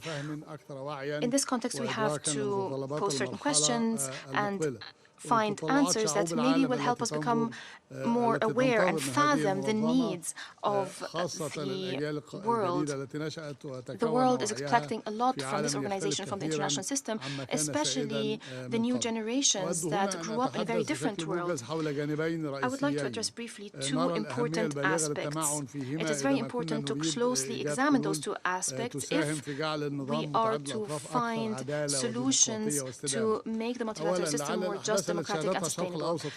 One, the developments that we've seen in the Middle East over the past 10 months prove that our world today needs new arrangements for collective security that reflects the reality and that makes the UN more responsive to the current political and security challenges. In this Council, we speak a lot of the Charter of the United Nations, the importance of the Charter, the importance of adhering to the principles and purposes of the Charter, promoting the Charter. However, the developments, the recent developments, especially the unjust Israeli aggression since the 7th of October 2024, targeting Palestinian civilians in Gaza, have proven that when many speak of the Charter, the principles of international law, protecting civilians, human rights, these are arguments and claims that fail the test,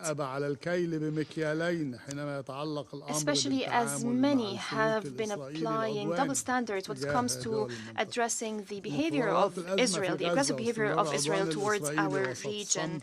The developments in Gaza, the continued Israeli aggression amid shameful silence by the international community threatens the multilateral system, threatens the UN as a whole, as you're witnessing double standards. This August Council has failed in stopping the continued killing of the Palestinian people in Gaza. This prompts us to renew our call to reform this Council so it becomes more representative, more just, more democratic. Egypt has always called for enhancing African representation in the Council according to the Zwini Consensus and the Third Declaration. We've called for granting Arab countries the representation that is commensurate with the magnitude of Arab issues on the agenda of the Council. It is important for the Council also to hone and improve its methods of work so that they become more transparent and ensure more participation from other states. It is also important to enter into dialogue with other groupings and regional organizations, especially as the role of these groupings is becoming more important. They are now expressing the voice of the countries of the South. For instance, the BRICS countries. Second, it is no use to speak about a multilateral global system that is more just, democratic, and sustainable without speaking of reforming the global financial system, which is also unfit for the times. This issue is one of the most important challenges facing us today. We have to find effective solutions to this issue. Without those solutions, we will not be able to achieve comprehensive economic development, and it would not be possible to bridge the vast gaps between the countries of the north and countries of the south. We would also not be able to achieve the SDGs, on whose importance we all agreed. The Summit of the Future in September is an opportunity to take effective measures in this regard. We will be confirming the role that the United Nations must play in order to reform the financial architecture, including reforming the financial institutions, such as the IMF, and it is important to enhance cooperation on taxes and debt restructuring. In conclusion, Mr. President, if we do not use this moment to bring about a radical change in the multilateral system, and most notably the United Nations, which lies at its core, we will have to face a new reality where this organization would lose its relevance, its credibility, where our countries would lose one of the most important tools to maintain international peace and security. It would be very hard to imagine any promising future for multilateral action. Once again, I thank Russia for holding this important meeting. We look forward to our discussions that would elicit important ideas. I thank you, Mr. President. Я благодарю Египет за их заявление. Предоставляю слово Индонезии. Thank you, Mr. President. We thank the Russian Federation for convening this timely open debate on a very important issue. Our multilateral system is being debilitated from the inside. The basic principle of the system is being put aside.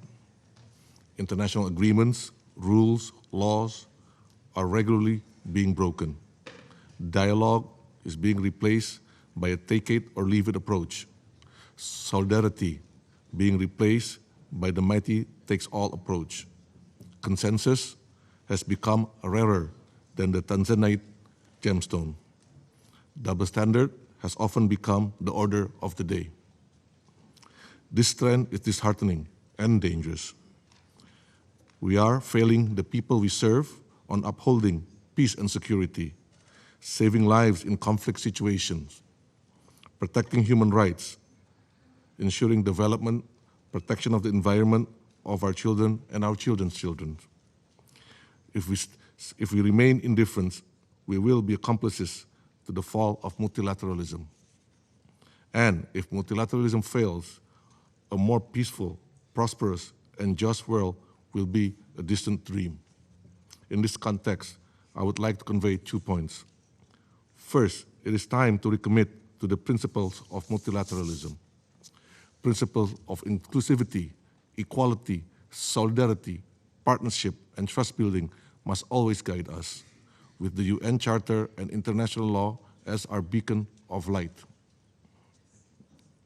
We must avoid any abuse of power from the mighty, as it will create distrust and sharpen fragmentations.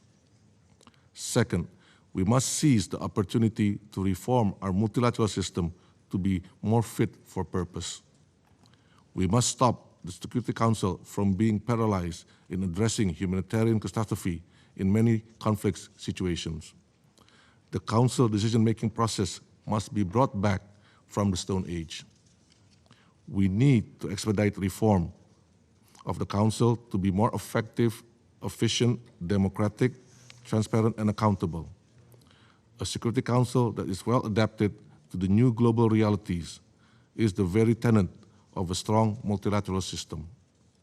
We must therefore use all avenues to reform the Council, including the Summit of the Future, if we want to prevent our future generation from the scourge of war.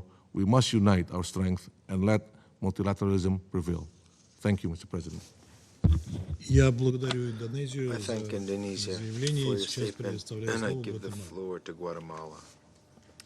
Thank you, Mr. President. The Republic of Guatemala, as a founding member of this organization, firmly believes in multilateralism, and we would like to reaffirm that the United Nations is the central forum to address issues related to international cooperation, sustainable development, peace, security, human rights, and the rule of law. This is why, among the principles of our foreign policy, is the search for peaceful solutions to disputes based on dialogue, cooperation, and diplomacy. Collective security of humanity cannot nor should it depend on deterrence through the use or the threat of the use of nuclear weapons or any kind of other weapons that threaten future generations. Guatemala reiterates its firm determination to confront the existential threat represented by nuclear weapons for humankind, as well as for international law, international humanitarian law, and the United Nations Charter, and to maintain our commitment to their complete elimination and prohibition. Nuclear disarmament is a topic that we should all consider vitally important for the security of our hemisphere, for the world, and for the survival of humankind. Mr. President, a more just world order involves ensuring that all persons, especially the most vulnerable, have equitable access to basic rights such as education, healthcare, and security. This requires the elimination of all structural barriers that promote inequality. Multilateral cooperation can and must contribute to establishing international norms that promote equality and social justice in all nations. It's essential to work on strengthening multilateralism so that the United Nations is capable of responding to new challenges that threaten international peace and security in the framework of action based on respect for sovereignty and territorial integrity of states. It is necessary to have greater coherence in the implementation of the three pillars of this organization, and that it is essential to acknowledge that these three pillars are interrelated and mutually reinforcing. With this in mind, we would like to reiterate our support for the new agenda for peace. We have a collective responsibility to strengthen respect for international law, since this is essential to maintain a just world order. We'd like to reaffirm the critical importance of compliance with the norms of international humanitarian law as a way of preventing and mitigating the human cost of international armed conflicts and internal conflicts, without, of course, forgetting about the responsibility to protect. It is unacceptable that healthcare facilities and educational facilities are a military target. Such attacks must be condemned in the strongest terms. Guatemala will continue advocating for preventive diplomacy and mediation and as means for avoiding the escalation of conflicts. As reaffirmed in the Declaration of Manila, all states have an obligation to resolve their international disputes through peaceful means such as negotiation, arbitration, and judicial arrangements. This Council can and should benefit from greater interaction with membership and other organs of the UN, including the Human Rights Council. Furthermore, we maintain our firm support for the role of the Peacebuilding Commission and its integrated approach.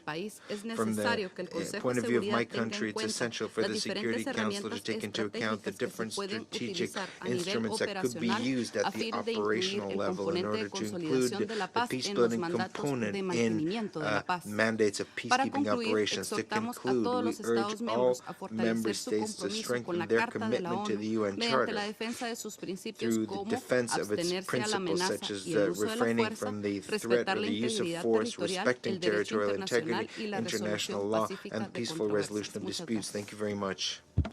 Я благодарю Гватемалу I за thank Guatemala заявление, и for прежде чем statement, передать and слово before giving the Никарагуа, floor я to хотел бы Nicaragua, сообщить членам I Совета, would like что to это будет inform members of the последнее Council that выступление this на will be the сегодняшнем last заседании. statement for this morning's session. Nicaragua, you have the floor. Muchas gracias, Thank you very much, señor presidente. Mr. President.